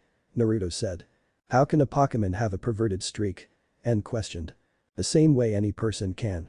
Naruto said, shrugging his shoulders before a perverted grin spread across his face. Speaking of which, I found Echo first, so. Ah damn. Luca said, hanging her head low as a mini depression cloud formed over her head. What? I'm pretty sure I'm missing something here. N said. We made a bet where the person to find Echo first would have to do something of the winner's choice. And mine is her becoming the next model for the Icha Icha series. Naruto replied, a grin on his face and blood dripping out of his nose. N's eyes widened as he too had blood dripping from his nose. He said nothing, but reached into his pocket and pulled out a familiar small orange book. Icha Icha. As in the Icha Icha. Like, Icha Icha Paradise or Icha Icha Makeout Tactics? N questioned, Naruto nodding his head in confirmation. Within the time span of a single second, N went from his standing position to bowing at Naruto's feet. You truly are a god amongst men. I am not worthy. Now, I am but a man. A really awesome man, but still a man. Naruto said casually before turning his attention to Luca. By the way, do you happen to know of anywhere I can stay for the night? Well, I guess you can stay at the Lebeacon Luminu Hotel with me for the night. Despite the wager, you did still help me with finding Echo. Luca said. Really? Thanks. Naruto exclaimed. Could you please put me down now? Luca asked, blushing slightly as she did so. Oh, right. Naruto said, placing Luca on her feet only for Akira to cop a feel again, which in turn caused Luca to jump up in the same manner as before and be caught by Naruto again. That's it, Akira, return. Naruto said, a red beam emitting itself from his pokeball and causing Akira to vanish. Again, sorry. He said, placing Luca back on her feet once again, only this time her face had a glowing red blush. Let's just head back to the hotel. Luca said. Well, I guess I'll see you later, and Naruto said, waving to the tea-green-haired man. Until next time. N said, walking off in the opposite direction. The next day, Grand Suite, Lebeacon Luminu Hotel. Naruto and Luca made it back to the hotel and rested.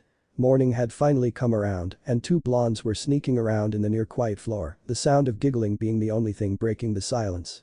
Wow, even I have to admit we outdid ourselves with this one. Rin quietly stated. Luca has always been a heavy sleeper and apparently so is this blonde man she brought back. Len whispered as he stifled his fit of giggles, focusing on moving the sleeping bodies of Luca and Naruto into a different position than what they fell asleep as. She's going to kill us when she finds out. Rin said. Not when we show her the picture we're about to take. Len retorted. The twin blondes then giggled quietly at their work. With careful and subtle moving, Rin and Len had somehow managed to get Luca and Naruto into a cuddling position. Luca was positioned atop of Naruto, wearing nothing but a lacy purple lingerie bra and panties, while Naruto was in nothing but his boxers, which had little Raymond bolt patterns on them. Len and Rin's giggling grew louder as they pulled out a camera and began taking pictures of the two. Baka twins, Luca muttered in her sleep. Prank senses tingling, Naruto muttered in his sleep. Must prank back. Oh? Another prankster? Rin questioned. Meh. He's probably not a good one though. Len commented. Tar feathers honey, yes, revenge will be me, and Naruto sleep muttered, causing Rin and Len to sweat a little. Okay, maybe he isn't a terrible prankster, but I'm not going to stick around to find out. We've got plenty of blackmail material, let's split before they wake up. Len said, both blondes quietly walking out of the room. The second the room's door shut, Luca began to stir. Blinking and groggily rubbing her eyes, she noticed that her pillow somehow felt different, more warm. She looked at her pillow, only to find Naruto under her. The gears in her mind began to grind as she realized what position Naruto and herself were in, and a blush began to spread across her face. Luca then knew that there was only one thing she could do. I was the cry heard throughout the entire hotel floor, pretty much waking everybody up. Luca. I heard your scream, what's wrong? Hatsune asked, rushing into her friend's room. Only to find a blonde-haired man defying gravity, his head slammed onto the ground while the rest of his body was up in the air. Swirls were in each of his eyes and a large bump was on his head. Luca, on the other hand, was turned away from the blonde, her hands crossed and an atomic red blush on her face. So who's the blonde? Hatsune questioned, a grin spreading across her face. Shut up. Luca yelled, her blush growing even more, causing Hatsune to laugh at the pink-haired woman's expense. Olive origin. So you see, that's why I am asking for your assistance in this endeavor. Arceus finished. Is there anything specific you can tell me about who I am looking for? A man asked. He's blonde, with 3 whisker-like scars on his cheeks. Arceus replied. Alright, I'll do it. The man said, stepping out closer towards the god of Pokemon. The man stood at 5'7" with brown hair and brown eyes. He wore a zipped-up collared red and black jacket with a white zipper, a black shirt underneath, blue cargo pants, red and black shoes, and a red and white Pokemon cap. You have my thanks, Arceus said. Red. Chapter end. Chapter start. Route 16. Many people visiting Mombasa City would stop by Route 16 to rest. It was early in the morning, so not that many people were there, save for the early morning jogger or hiker. The early morning symphony was interrupted by the sound of flapping wings. Here should be good, Arrow. Red said. Red was an 18-year-old man standing at 5'7" with light skin, short black hair, and red eyes, wearing a plain black shirt underneath an open red jacket with white sleeves and a high white collar, dark blue pants with a plain belt, red and white shoes, and a red and white cap with a black symbol near the top left of the cap. Arrow? Aerodactyl. Arrow exclaimed. Arrow was a large bipedal Pokemon named Aerodactyl. Its head had 2 vicious eyes, pointed ears and a mouth full of serrated fangs. It had lightly violet-gray skin over much of its body, 2 pale violet membranes stretched between its arms and sides. Arrow had plate-like spines going down its back, leading to its strong triangular spade-tipped tail. The fossil Pokemon begun its descent, eventually landing on the ground and allowing his trainer to land outside Mombasa City. Return. Red said, pulling out Arrow's Pokeball, the large bipedal fossil Pokemon vanishing in a red light. It was then that Red took note of his surroundings, observing the sway of the grass in the gentle breeze, and a few pie-doves and lillipups roam around before humans could occupy most of the area. Arceus said that this Naruto could be found in Mombasa City at the moment. I guess I should get to it then. He mumbled, walking into the ever-lit Grand Mombasa City. Grand Suite, Le Beacon Luminu Hotel. Oh, Naruto groaned out, holding his comically bruised head as a river of comical tears flowed from his eyes. Again, so sorry. Luca said apologetically, having changed out of her lingerie into her usual attire. Naruto, on the other hand, was still reeling from the punch to the head filled with righteous feminine fury, so he was left in his boxers. I haven't had my head ringing like this since Sakura, Naruto thought. I bet the twins were up to this. Luca stated. They're definitely going to pay, I don't know how, but they will. What are you gonna do? Haku questioned. I'm going to well, Luca said, unsure of how to get revenge on Rin and Len. Please, allow me to do the planning here. Naruto interrupted, standing back up as he spoke. You obviously don't have that much experience with getting back at someone for pranking you, but I do. So let me come up with the prank. How do I even know if you're good at it? Luca questioned. I once painted a national monument in broad daylight wearing a Kill Me orange jumpsuit and didn't get caught until I was finished. Naruto stated. But fine, just give 'em hell when you do. Luca finally conceded. Alright. We're gonna need tar, feathers, honey, a golf club, a rubber hand, a fishing pole, an electric razor, and breadsticks. Naruto exclaimed, maniacally laughing, causing both Luca and Hatsune to sweat drop. Will this prank require taking them to the hospital? Luca hesitantly asked. Does mild burns and some psychological scarring count as a need for sending them to the hospital? Naruto questioned. How bad of a psychological scarring we talking about? Luca asked. They'll never look at Italian food the same again and flinch every time there is even a mention of a breadstick. Naruto replied. Nah, I don't think that requires a visit to the hospital. Luca said. I don't think so either. Hatsune added. Can I videotape it? I'm going to need a lot of cameras capable of taking both photo and video then. Naruto stated, running out of the room. He popped his head back in to add a side note. Oh.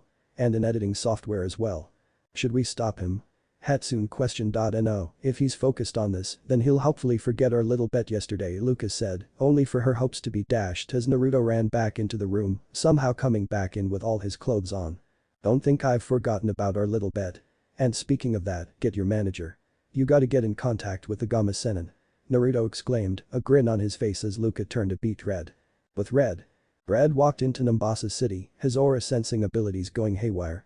This man has such a massive aura. No wonder Arceus has taken notice of him. Red thought. The champion of the Pokemon world suddenly felt a tugging feeling in the back of his mind, his feet guiding him to the nearest alleyway.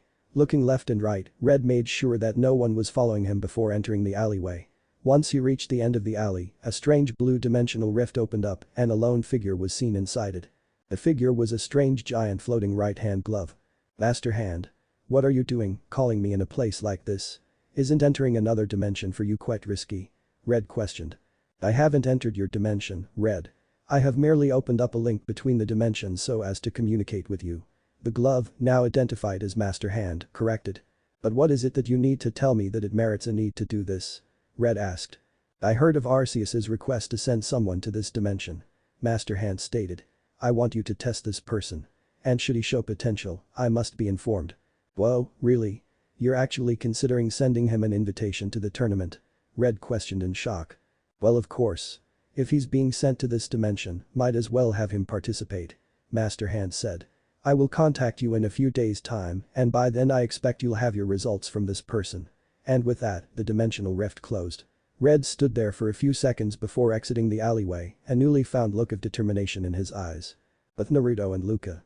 Naruto, Luca, and Luca's manager, Ken, all stood in the same room, both Naruto and the manager looking at Luca, the former with a look of expectancy and the latter looking at her like she had grown a second head.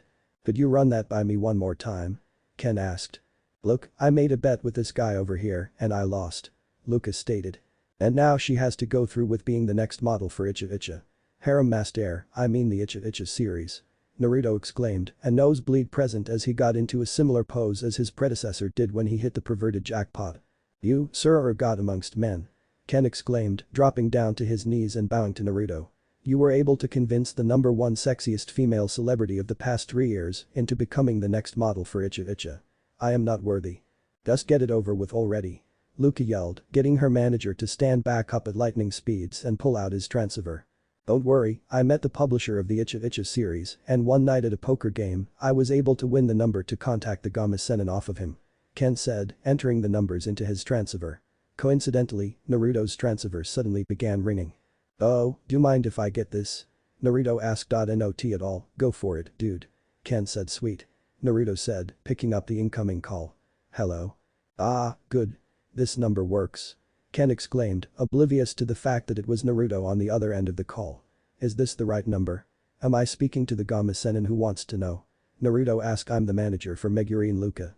Have you heard of her? Ken questioned. Yeah, recently I've heard of her. Naruto abruptly stopped at the same time as Ken did. The two of them slowly turned around to look at each other.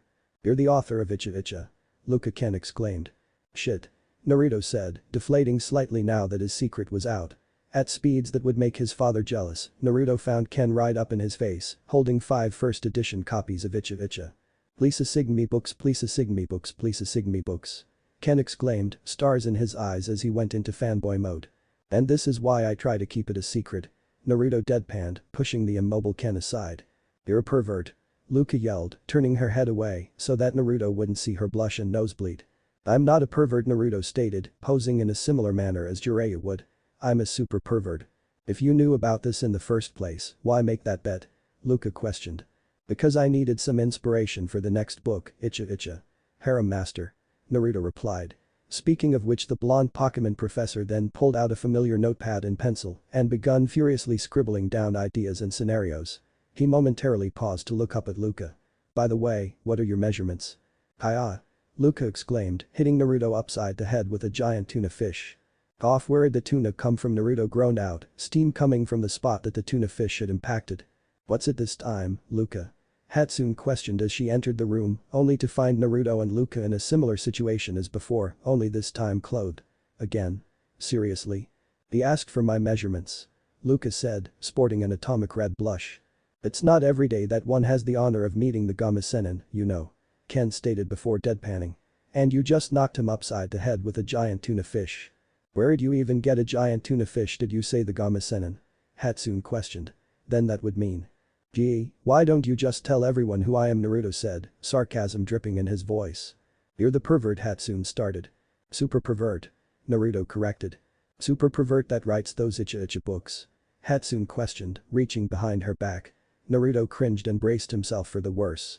A comically giant-sized mallet, another giant food item, swords, guns, anything that could cause physical damage, really. What he wasn't expecting her to pull out was a familiar cyan-colored pocket-sized book. Could you sign my Icha Icha? Sensual Sciences? Well, of course. Naruto said, pulling a pen out of nowhere and signing Hatsune's copy of Icha Icha. Sensual Sciences, and. Guess where that idea came from? Uniper. Both Luca and Ken looked on slack-jawed, the former because her friend had the guts to do so, and the latter because she got her book signed while his weren't. It warms my heart to know that my former master's work still live on former. Hatsune questioned deceased. Naruto replied. Oh yeah. I need to make a call before we proceed with research. Research? What do you mean by that? Hatsune questioned, an innocent look on her face. How do you think I get the inspiration for the books? Naruto asked rhetorically, a perverse grin on his face as Luca covered part of her face with her hand. Naruto laughed and wrapped one arm around Luca's waist. You're looking at the next Icha model, Luca. The next Icha model. Wow, you must have a pretty big set to pull something like that off and get away with it. Hatsune stated. He's a god amongst the gods of men, am I right? Ken said. Damn right you are. Naruto said, Luca letting out an eep. When Naruto groped her ass. Nice and firm, not bad. He stated, only to be hit over the head by a giant tuna fish courtesy of Luca. Is there any chance I could get in on this? I think I can get Rin and Maiko in on this too. Hatsune said, a perverse grin and nosebleed present on her face. That depends. What do you guys want in return? Naruto questioned, knowing that there was most likely an ulterior motive behind her volunteering. Every Icha book that you've written, first edition signed. And how good are you as a stripper? Hatsune questioned, getting Luca to sputter and Ken to fall on his back in laughter. I'm Kikis. Naruto grinned, getting a surprised look from Hatsune. I hate to cut our little conversation short, but I've got to make a call to some people that I promised to help. He stated, walking to the exit. Oh, and please, for the love of Kami, don't reveal my secret to the rest of the world. There's an Icha holiday edition in it for you if you do. And what makes this one different from the one Luca and I already have? Hatsune questioned, both women pulling out their copies of Icha holiday edition. The difference is that this one is the year-round edition. Only 5 copies are in existence. Naruto said, exiting the room before Hatsune, Luca and Ken could comprehend what they had just heard. Year-round holiday edition, Hatsune thought. Both Luca's and her own were winter holidays only, not every holiday. 5 copies in existence, Ken thought. Could it be? Were the rumors true? Must have, all 3 muttered simultaneously. By the time they had broken from the perverse trance, Naruto was long gone. With Red walked through the bustling streets of Naruto City, momentarily stopping when he felt 2 familiar auras nearby. So that's where those 2 are. Red mumbled to himself, walking down another alleyway until he heard a familiar pair of voices. Pikachu pie, Pika pie. Pikachu yelled. Jiggly jig Jigglypuff. Jigglypuff exclaimed in defense. Pika. Jigglypuff. What are you 2 doing here? Red called out, catching the attention of both Pokemon. Pika pie. Pikachu questioned. Yeah, it's me. It's good to see you too. Red said. Jiggly, Jigglypuff, Jiggly. Jigglypuff questioned. Arceus sent me to take care of this Naruto fella, but there's been a change of plans. Red stated. Pikachu. Pikachu asked whoever he is, he's gotten the attention of Master Hand. Red replied, getting a look of shock from both Jigglypuff and Pikachu. Jiggly, Jigglypuff, Jiggly. Jigglypuff stated. I figured I would find you guys since you were in the area and see if you wanted to help me with testing him. Red said. Pika pie. Pikachu said, nodding his head. Jigglypuff Jiggly. Jigglypuff said, nodding his head as well. Alright then, all that's left to do is to come up with a plan to get him alone, Red said. With Naruto. A sigh escaped Naruto's lips as he finally exited the Beacon Luminu Hotel. I guess I should make that call now. Naruto said to himself, entering the number Kai and Ro gave him. Professor Uzumaki. Y2 called out, catching the blonde professor's attention. Naruto turned around to find Y2 a few yards away. Ah. Y2, was it? It's good to see you. Naruto said, a smile on his face that got a small blush from Y2. What brings you to Naruto City? And where is the rest of your little group? Bianca and Hilda went to go check out the theater district, Chirin is checking us into the Pokemon Center, and Hilbert went out to try and find the gym leader. Y2 replied. What are you doing? I was about to call Kai and Ro about helping them out with their little conundrum. Naruto said. Hello? Kai called out through his transceiver. Who is this? Ro questioned. Ro. It's me, Naruto. Naruto said into this transceiver. Hi Uncle Kai. Hi Uncle Ro. Y2 exclaimed. Whi2. Is that you? How's it going? Kai asked. Pretty good, I'm at Naruto City right now. Y2 replied. We can catch up later, right now we need to talk with Naruto about meeting with our king. Ro stated. Luckily for you, we called our king a few minutes ago. He's in Naruto City right now, near the Ferris wheel in the amusement park. Kai added. We told him to look for someone in a white lab coat with blonde hair. Gee, so descriptive. Naruto deadpanned. They've never been the best at describing anything, really. Y2 stated, shrugging her shoulders. But you're going to meet our king. Can I come along? Please. she asked, giving Naruto the dreaded puppy dog eyes. Sure, why not? Naruto replied, shrugging his shoulders and ignoring her puppy dog eyes.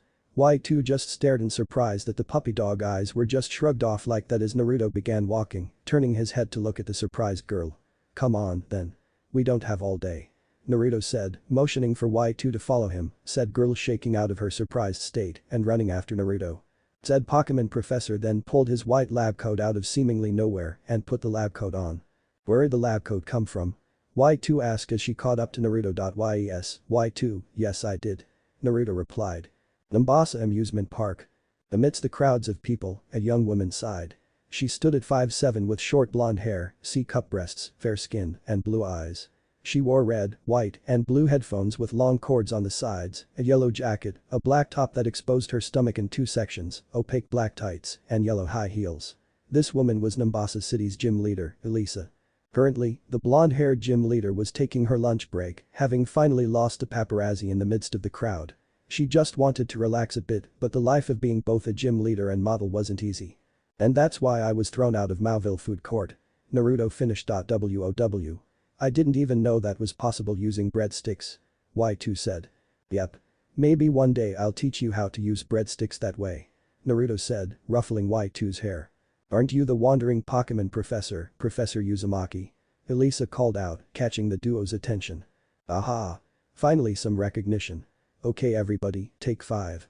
Naruto called out, causing a dozen cage bunchins holding smoke pellets and various instruments to grumble before dispelling, along with their items. So who are you and how exactly do you know of my greatness? I'm Elisa, gym leader of Mombasa City and fashion model. Elisa said. And the only reason I know who you are is because of this recent article on the Gama Senin.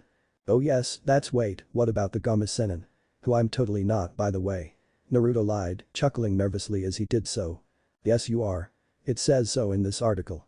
Elisa stated, pulling up an article on her transceiver. What? Let me see.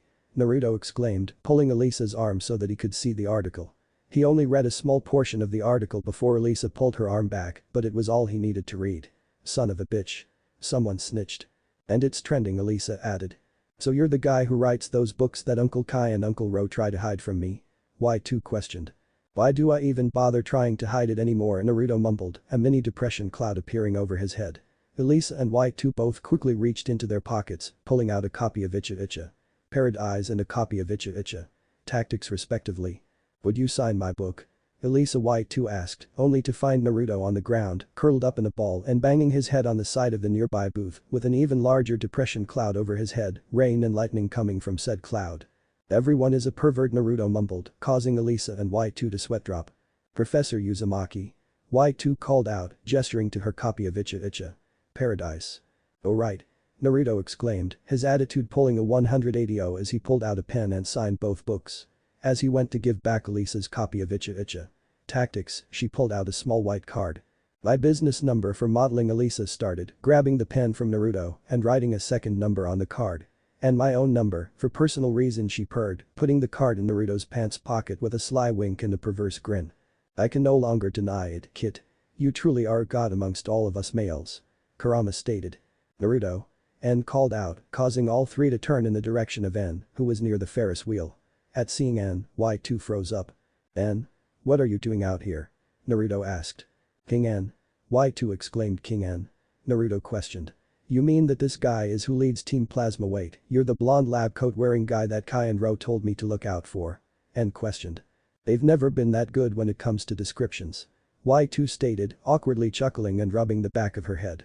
That is true, N stated before turning his attention to Naruto. So you're the guy that's gonna help us get storm the castle? Pretty much. I've got nothing better to do at the moment. Naruto replied, shrugging his shoulders. Is that really your reason? N asked. Exactly. Naruto exclaimed cheerfully, causing everyone to sweat drop. Well, then let's end, started Jigglypuff. A meek voice called out, causing all to turn in the direction of the voice. Eh? What Pokemon is that? I've never seen it in the Unova region. Y2 asked, the Jigglypuff in front of the group tilting his head slightly, as if to feign confusion. That's Jigglypuff, the balloon Pokemon. Naruto stated, crouching down to said Pokemon's eye level. But what's one doing out here of all places? Hey, what's it doing now? That spinning thing. Y2 questioned, Jigglypuff spinning in place at an increasing speed.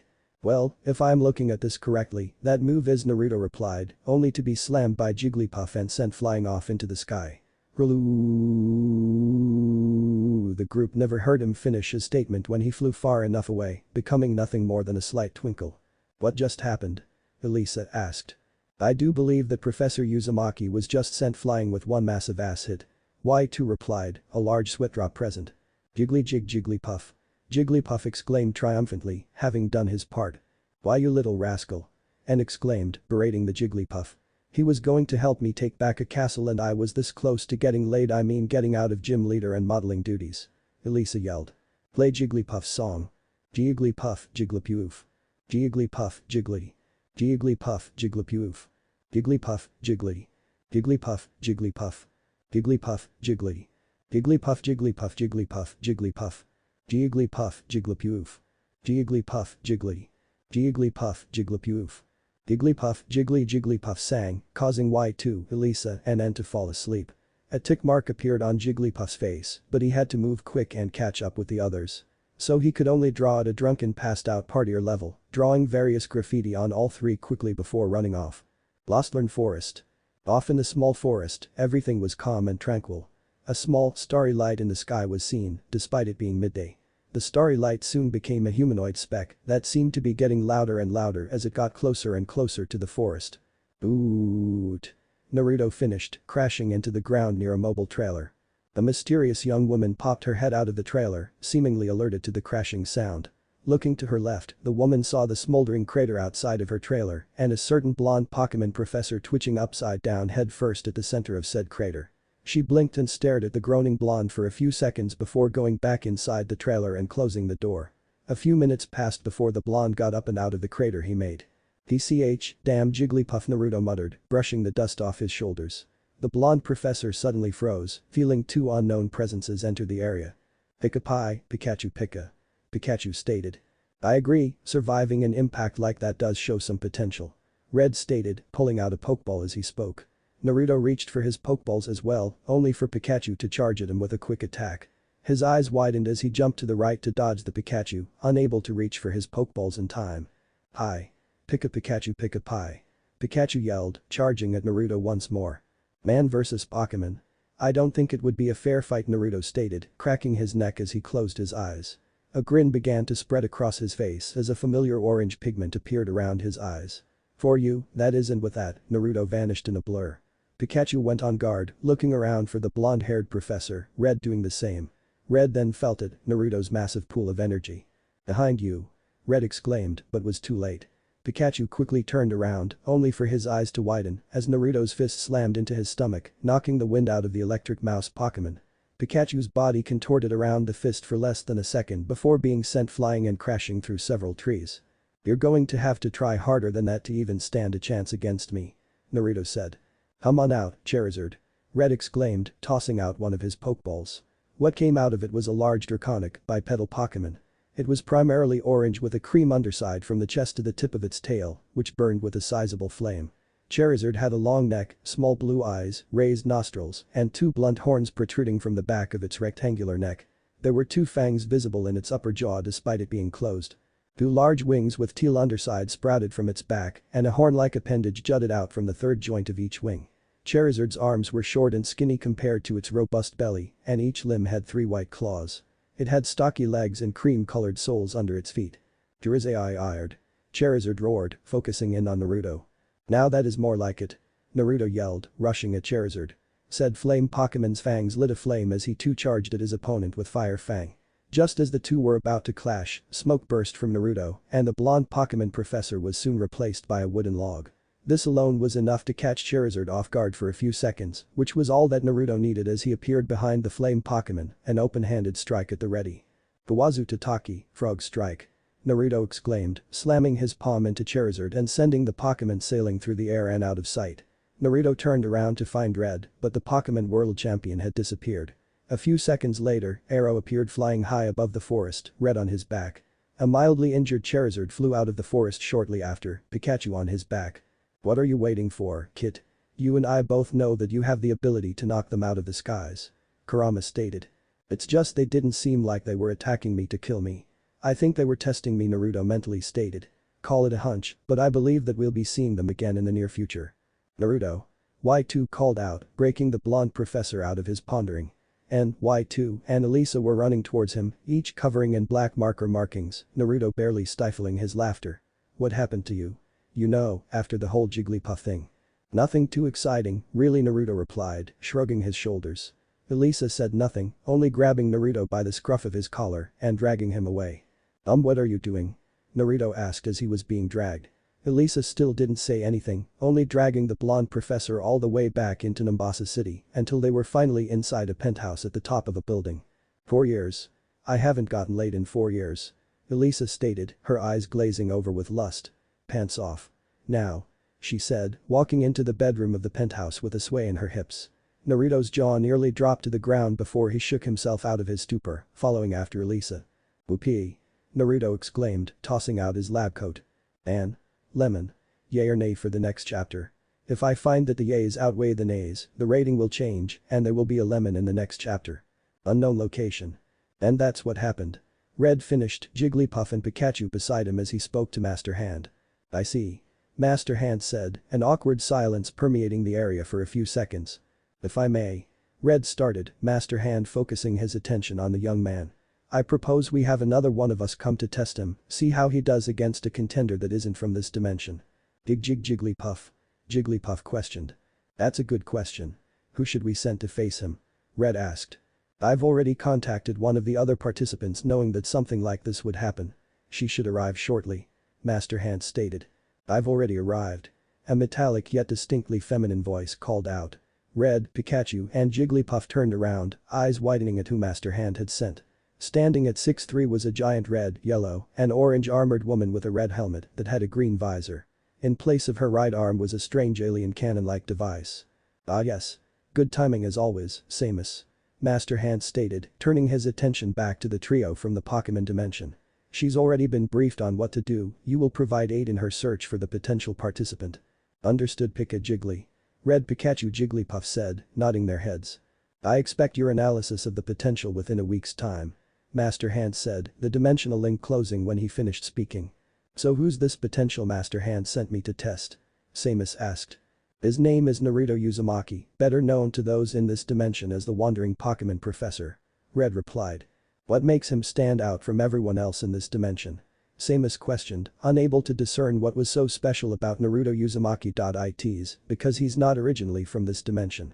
Red stated, Samus's eyes widening underneath her helmet. His aura levels, that is, if he even uses aura considering what we saw, are phenomenal. It wasn't hard to find him because of the sheer size of his aura levels, and it won't be that hard to track him down either. Very well then. Samus said. Let the hunt begin.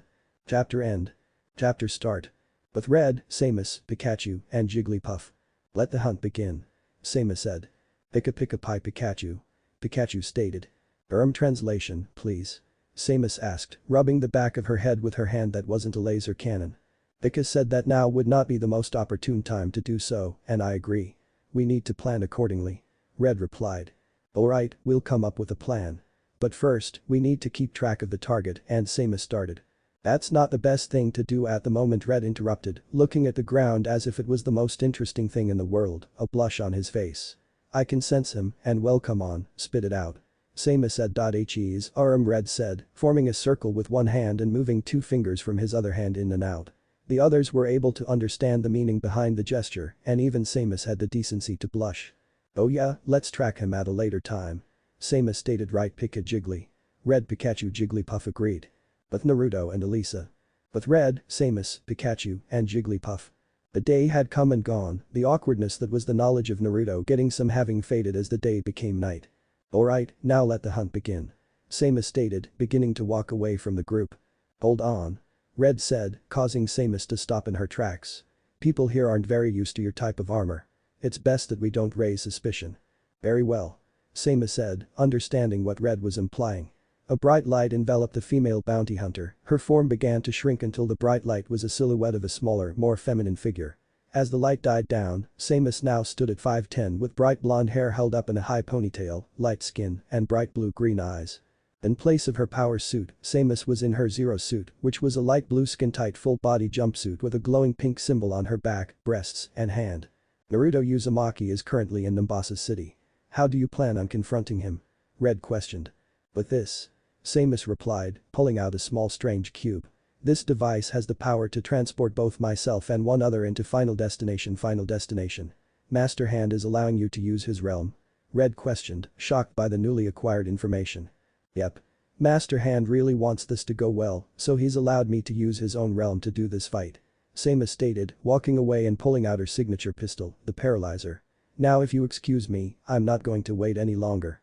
The moment Samus was out of sight, Red, Pikachu, and Jigglypuff sighed. As one, they looked left to right before pulling out 3 different Icha books, quietly giggling perversely every now and then, with a small trickle of blood coming out their noses. But Naruto and Elisa. Both Naruto and Elisa eventually made their way back to the bed, staring up at the ceiling covered in small amounts of blood, sweat, and in Elisa's case, semen. Mother of Arceus, that was good, Elisa huffed out. I always aim to please. Naruto stated. And please you did. Very well, I might add. Elisa said, tracing circles on his chest. Naruto then formed a familiar T-shaped hand sign, 2 cage buncheons, shadow clones, appearing in a puff of smoke. What is that? Elisa questioned, a look of surprise, shock, and a hint of perversion on her face. Cage buncheons. You guys know what to do. Naruto said, directing that last part at the clones. Right, boss. The clones exclaimed, walking out of the room shortly after. So wait, you could have done this the whole time. Elisa exclaimed. Yep. Naruto bluntly replied. Then why didn't you do it when we were having sex? Elisa asked. You probably wouldn't have been able to comprehend the sheer awesomeness and power that it grants me. Naruto replied. You didn't want to bust out the gangbang early. Elisa translated exactly. Naruto said. But what did you make them do just now? Elisa questioned. Oh, I'm just having them place a few seals around to ensure that no one disturbs us for a bit. Naruto stated. You'd be surprised how many times people just barge in after I have sex to drag me into something that I usually have to end. How many times has that happened? Elisa asked. Altogether after sex? Naruto questioned. After sex? Elisa specified. 16 times. Naruto replied. Last time it happened, Bam capo whoosh was the sound that came from outside the doorway. Told ya. Naruto said. But who was that? Elisa questioned. The hell if I know, but whoever it is just got their ass sent flying out of the top floor. Naruto stated. Isn't that a bit? Elisa said. Extreme? Nah, I'm sure they'll be fine. Naruto said, Elisa snuggling up against him as both fell asleep. But Samus. Samus was all too shocked when she reached the door to the room Naruto Uzumaki was in, only to reach for the doorknob and be sucker punched in the stomach by something, swept off her feet and teleported outside about 35 stories in the air. Son of a Metroid. Samus cursed, her power suit materializing onto her midair. She curled into a ball as she got closer and closer to the ground in an attempt to soften the impact. Spinning at a rapid speed, Samus slammed into the ground and sped off, leaving no sign of impact in the first place. Samus finally made her way out of the city, only to be greeted by the sight of a slightly panicking Red. Samus. Thank Arceus. Red exclaimed. What do you mean? Where did Pikachu and Jigglypuff go? Samus questioned, uncurling from her ball form. That's the thing. I don't know. Red stated. 1 minute we were all here, then the next thing I know, something attacked us. What do you mean something? Samus asked. I don't know. I wasn't able to get a good look at it. It looked like it was made out of darkness itself. Red said. It grabbed Pika and Jigglypuff and dragged them away to Arceus knows where. Pika Jiggly. Was the 2 distinct calls heard nearby. Red and Samus turned around, only to stumble back slightly. Pikachu and Jigglypuff were a few yards away from them, but hey, were different. Both of them had an aura of darkness surrounding them, their eyes a beady yellow. Pika. Jigglypuff. Red called out, only to strafe to the right to dodge a quick attack from the dark Pikachu. Samus was sent flying back courtesy of a pound by Jigglypuff. As both Red and Samus recovered from the attacks, the dark Pikachu and dark Jigglypuff jumped back. A strange green cloaked figure floated down from the skies, a metallic ball attached to the bottom of the figure. The figure said nothing, detaching the ball causing it to drop onto the ground. The metallic ball then opened up, revealing a digital clock that started at 5 minutes and was quickly counting down. A bomb? Samus exclaimed, eyes widening underneath her helmet. We have to get out of here. What about the civilians in the area? We have no clue what kind of bomb this is, nor do we know how far it will spread. Red exclaimed, pulling out a pokeball. Come on out, Arrow. Arrow? Arrow exclaimed. No time. We've got to warn Mombasa City. Red yelled, both Samus, who had dematerialized her power suit to weigh less, and Red himself hopped on the back of Arrow. The Aerodactyl then took off at inhuman speeds towards the nearby city, with Dark Pikachu and Dark Jigglypuff hot in pursuit. The strange green cloaked figure did nothing, staring at the group as they ran for a few seconds before floating away. "What are those things?" Red questioned, looking behind him to find the Dark Pikachu and Dark Jigglypuff behind them. "You mean those two aren't Pikachu and Jigglypuff?" Samus asked. "No. Their auras are nothing like Pika and Jigglypuff's, these two give off malice and hatred," Red exclaimed, arrow veering to the right and narrowly dodging a thunderbolt. "Pikachu!" Dark Pikachu exclaimed, firing off a thunder at Arrow. "Keep moving, Arrow," Red yelled, Samus having pulled out her paralyzer and began firing at Dark Pikachu and Dark Jigglypuff. But Naruto and Elisa. The thunderous booms could be heard echoing throughout the city, waking both Naruto and Elisa in the process. "What was that?" Elisa questioned, the sound of another thunder shaking the room. "Sounds like lightning. Probably just a storm," Naruto mumbled, rubbing his eyes as he sat up in the bed. Seconds later, Arrow shot past the building, Dark Pikachu jumping from building to building firing off thunderbolts at the fossil Pokémon. "That's not a storm," Elisa said, eyes widening. "Kami damn it," Naruto muttered, getting out of the bed. "Where are you going?" Elisa asked, using the bed sheets to cover her modesty. "I'm going to see what's going on," Naruto replied as he put his clothes back on before turning to Elisa. "Do you have a window nearby anywhere?" "But Samus and Red. They still behind us?" Red asked, focusing his attention on steering Arrow around the city and avoiding thunderbolts. "Still hot on our tail," Samus exclaimed, firing at Dark Jigglypuff, only for the creature to dodge every shot. A thunderbolt suddenly shot out at Arrow, Samus seeing this in slow motion. "Incoming," she yelled, but was too late. Arrow was struck by the thunderbolt, causing him to arch in agony before falling down to the ground. "Arrow, return," Red exclaimed, Arrow dematerializing as they got closer to the ground. Both Red and Samus landed on their feet, Dark Pikachu and Dark Jigglypuff landing a few yards away. Red pulled out another Pokeball while Samus materialized her power suit, but neither of them, nor the Dark Pokémon, were prepared for what happened next. "Dynamiku Enter Plus, Dynamic Entry," Naruto yelled, performing a jump kick to Dark Jigglypuff, sending the Dark Pokémon crashing into Dark Pikachu. "That's payback for earlier." "Databeo." "Is that?" Samus asked. "That's him," Red replied. "Boy. What are you two just standing around for?" Naruto called out, catching the attention of Red and Samus. "Right. Samus, you stay and help Naruto fight. I'll go and try to evacuate as many people as I can," Red said before running off. "You know," Naruto started as Samus walked up to him. "I don't know who you people are or how you know who I am, but what I do know is that Pikachu and that Jigglypuff aren't a Pokémon I encountered earlier. They give off too much hate and malice," he stated, a familiar spiraling sphere forming in his hands and his eyes gaining an orange pigment. "So when this is over with, you better answer my damn questions, got it?" "Alright," Samus said, giving a nod of agreement. "Good," Naruto said, charging at the two Dark Pokémon. "Rasengan, spiraling sphere," he exclaimed, slamming the ball of pure chakra into Dark Jigglypuff, sending the creature flying through 5 trees. Naruto quickly took off in pursuit of his opponent, leaving Samus to deal with Dark Pikachu. With Naruto. Dark Jigglypuff stepped out of the rubble he made, shaking off the extra debris before charging at Naruto with Pound. As soon as Dark Jigglypuff got to Naruto, a puff of smoke replaced the blonde professor with a wooden log.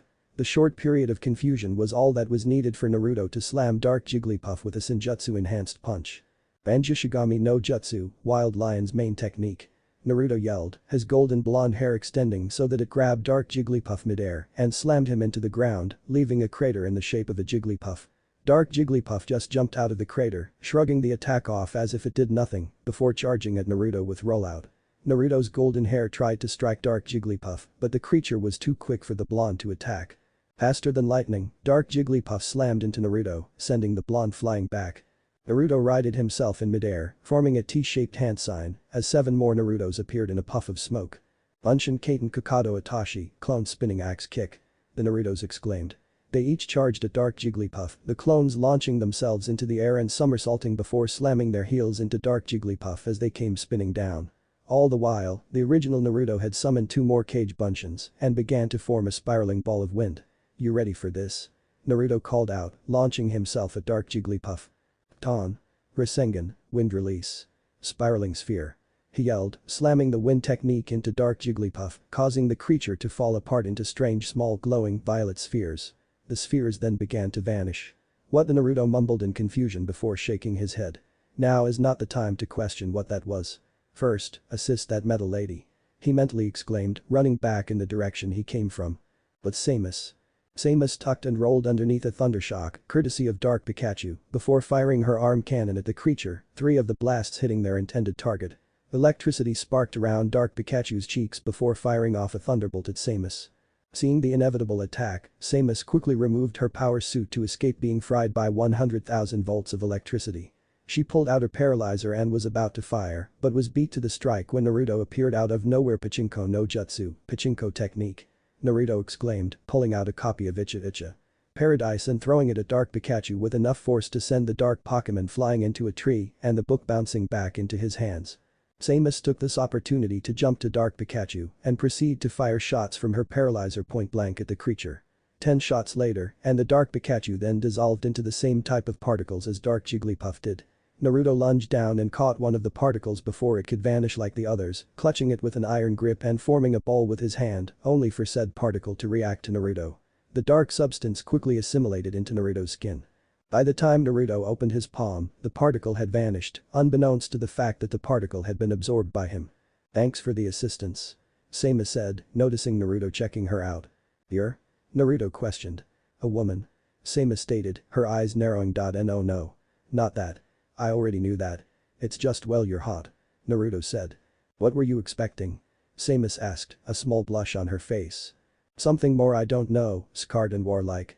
Something that screams I've seen some shit and I've got something to prove it, you know," Naruto stated, scratching the back of his head and shrugging his shoulders. "Not all of us get scars from our fights," Samus stated. "Whatever you say, babyface," Naruto said dismissively, patting Samus on her right cheek before walking away. "Babyface?" Samus questioned, slightly irritated by the nickname. "Babyface? That's what we used to call those who didn't bear scars yet, newly minted Chunins back in the 4th," Naruto stated, cutting himself off before he could finish his statement. "The 4th Shinobi War," he mentally finished. It felt like a lifetime ago, but Naruto could still distinctly remember the war. Every battle, every soldier, every life lost. "Naruto? Are you alright?" Samus asked, shaking the blonde professor out of his trance. "You've been staring into nothing for half a minute or so." "Never mind," Naruto said, shaking his head before focusing his attention on Samus. "That brings up the question. Who are you and what do you want with me?" Boom! Before Samus could answer his question, the sound of an explosion caught their attention. Off in the direction of Lostland Forest, a dark void began expanding, taking in all of Route 16 and most of the Marvelous Bridge with it. People all around them began screaming. They were too late. The bomb had gone off. Chapter end. Chapter start. Naruto's mindscape. Drip drip was the repetitive sound that echoed throughout the sewer-like mindscape. Years of being trained by Jiraiya, the self-proclaimed super pervert, did nothing to help get Naruto's mind out of the gutter. Literally. Kurama had his eyes closed, as if he was asleep. His slumber was then suddenly disturbed by a new sound, one unfamiliar even to him. Tick tick beep beep was the pixelated cry-out confusion that resonated far louder and far more obnoxious than the constant dripping sound, in Kurama's opinion. "Dee," Kurama called out, slightly disturbed by the sight he was seeing. Unknown location. Off on a distant island, far away from any major landmass and untouched by humanity, a certain Pokémon perked up. Though nearly on opposite ends of the world, this creature felt the abyssal explosion in Unova. Blinking, the Pokémon knew that her assistance would be required in this endeavor. No longer could she shrug off her responsibilities as the progenitor of this world. She would have to do what her children could not, yet at the same time have no part in it. The Pokémon's eyes suddenly widened, an ingenious plan formulating in her head. "If I can't directly interfere, then maybe he can," the Pokémon mentally exclaimed, vanishing from the island with teleport, her destination in mind. But Naruto and Samus. Both blondes remained silent in shock, the black hole-like explosion having finally stopped growing when it could be seen as a towering and looming in all directions. "What kind of explosion is that?" Naruto questioned, getting into a defensive stance. "I don't know. In all my travels, I've never seen any explosions like this," Samus stated. Kurama called out from his mindscape. "Now's not a good time, Kurama," Naruto mentally said. Tick beep tick beep tick was the strange set of noises that came out of his mindscape. "What was that?" Naruto mentally asked.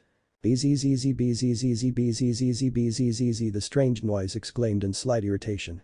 "That's what I wanted to talk to you about," Kurama stated. "Alright, fine," Naruto mentally grumbled, the feeling of falling backward and forward quickly passing. Soon enough, Naruto found himself back in his mindscape.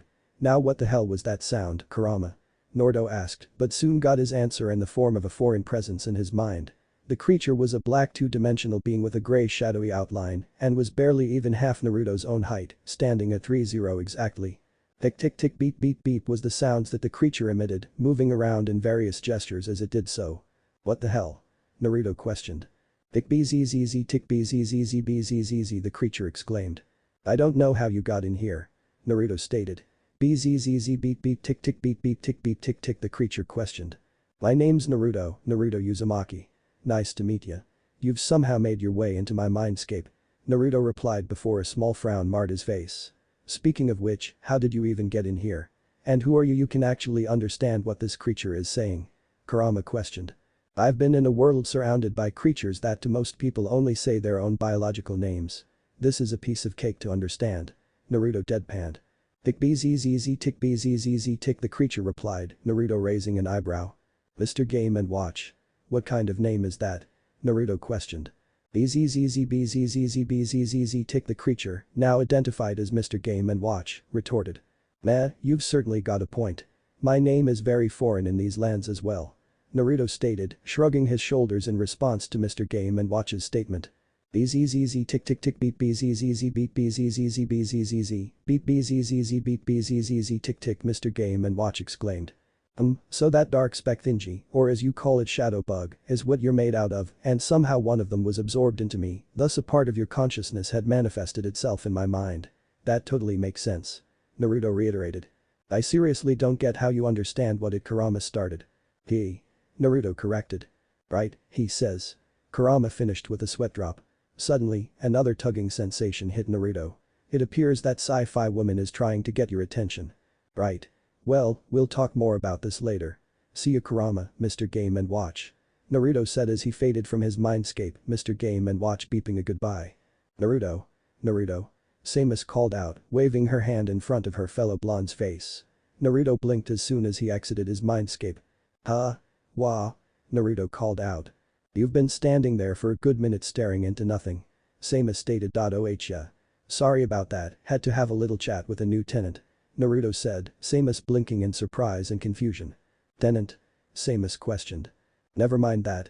Naruto stated before he felt a familiar presence approaching. Naruto. Oria called out, entering the clearing alongside two other men. The first man stood at 5'6", wearing a dark blue shirt underneath a white lab coat, tan shorts, tan sandals, and a brown satchel. He had fair skin, black eyes, and brown hair and a brown beard. The second man stood at 5'7" with gray eyes, light skin, and dark blue curly hair. He wore a blue button-up shirt, black pants, brown shoes, and a white lab coat. Oria? Harold? Augustine? Naruto questioned before smiling and waving. It's good to see you guys. The crap, Naruto. What the hell did you do this time? Augustine asked, causing Naruto to blink. What makes you think I have anything to do with? Naruto questioned, pausing as he didn't know what he was being accused of. That? Augustine yelled, pointing at the abyssal void that stood over what was once Route 16. Oh that? I didn't do anything. Honestly. Naruto said, waving his hands defensively. Oria, Harold, and Augustine just looked to Samus as if to confirm the truth. It's true.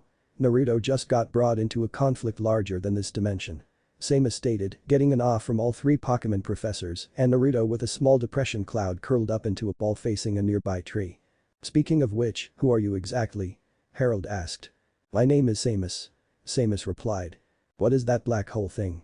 Harold asked, pointing to said void-like sphere. Beep bzzz tick tick bzzz beep beep Mr. Game and Watch said from inside Naruto's mindscape. Really? Thanks for the info, Mr. Game and Watch. Naruto mentally exclaimed. Maybe it's got something to do with one of the legendaries. I've heard Rowan talk about a Pokemon that might have the ability to distort the world around it. Augustine suggested. No, the bomb did not originate from this dimension. Samus stated. Then what is it? Oria asked. It's a subspace bomb. Naruto stated, all eyes turning to him. And pray tell, how do you know that? Samus asked. I've gotten a new tenant recently from absorbing one of those dark specks that made up Dark Pikachu and Dark Jigglypuff. Naruto replied. Someone by the name of Mr. Game and Watch told me. At this, Samus's eyes widened. Mr. Game and Watch? Samus exclaimed. You know who he is? Harold asked. Mr. Game and Watch was one of the original brawlers. Samus stated. Brawlers? Naruto asked. Brawlers is what the people who participate in the Smash tournament are called, myself included. Samus replied before pointing towards Naruto. You were being considered for entry before this whole catastrophe started. Me? Naruto questioned, pointing to himself. Yeah. This dimension's overseer, Arceus I believe his name was, seemed really pissed at your presence alone and somehow got in contact with Master Hand. Sama said before frowning. But this isn't like Master Hand to do such things. The bomb, I mean. Something else is going on. And I'm gonna find out what it is. Naruto stated. I agree, something is going on. I'll go on ahead. Sama said, running off towards the subspace void and leaving Naruto, Oria, Harold, and Augustine alone. So let me guess, you're going to go through that subspace thingy and get involved with some bigger scheme and eventually stop said scheme. Harold deadpanned. Was it really that obvious? Naruto asked, rubbing the back of his head sheepishly. Seriously Naruto? It wasn't that hard to figure out, given your personality. Remember that time we visited Mauville City? Augustine questioned. You promised you would never bring that up.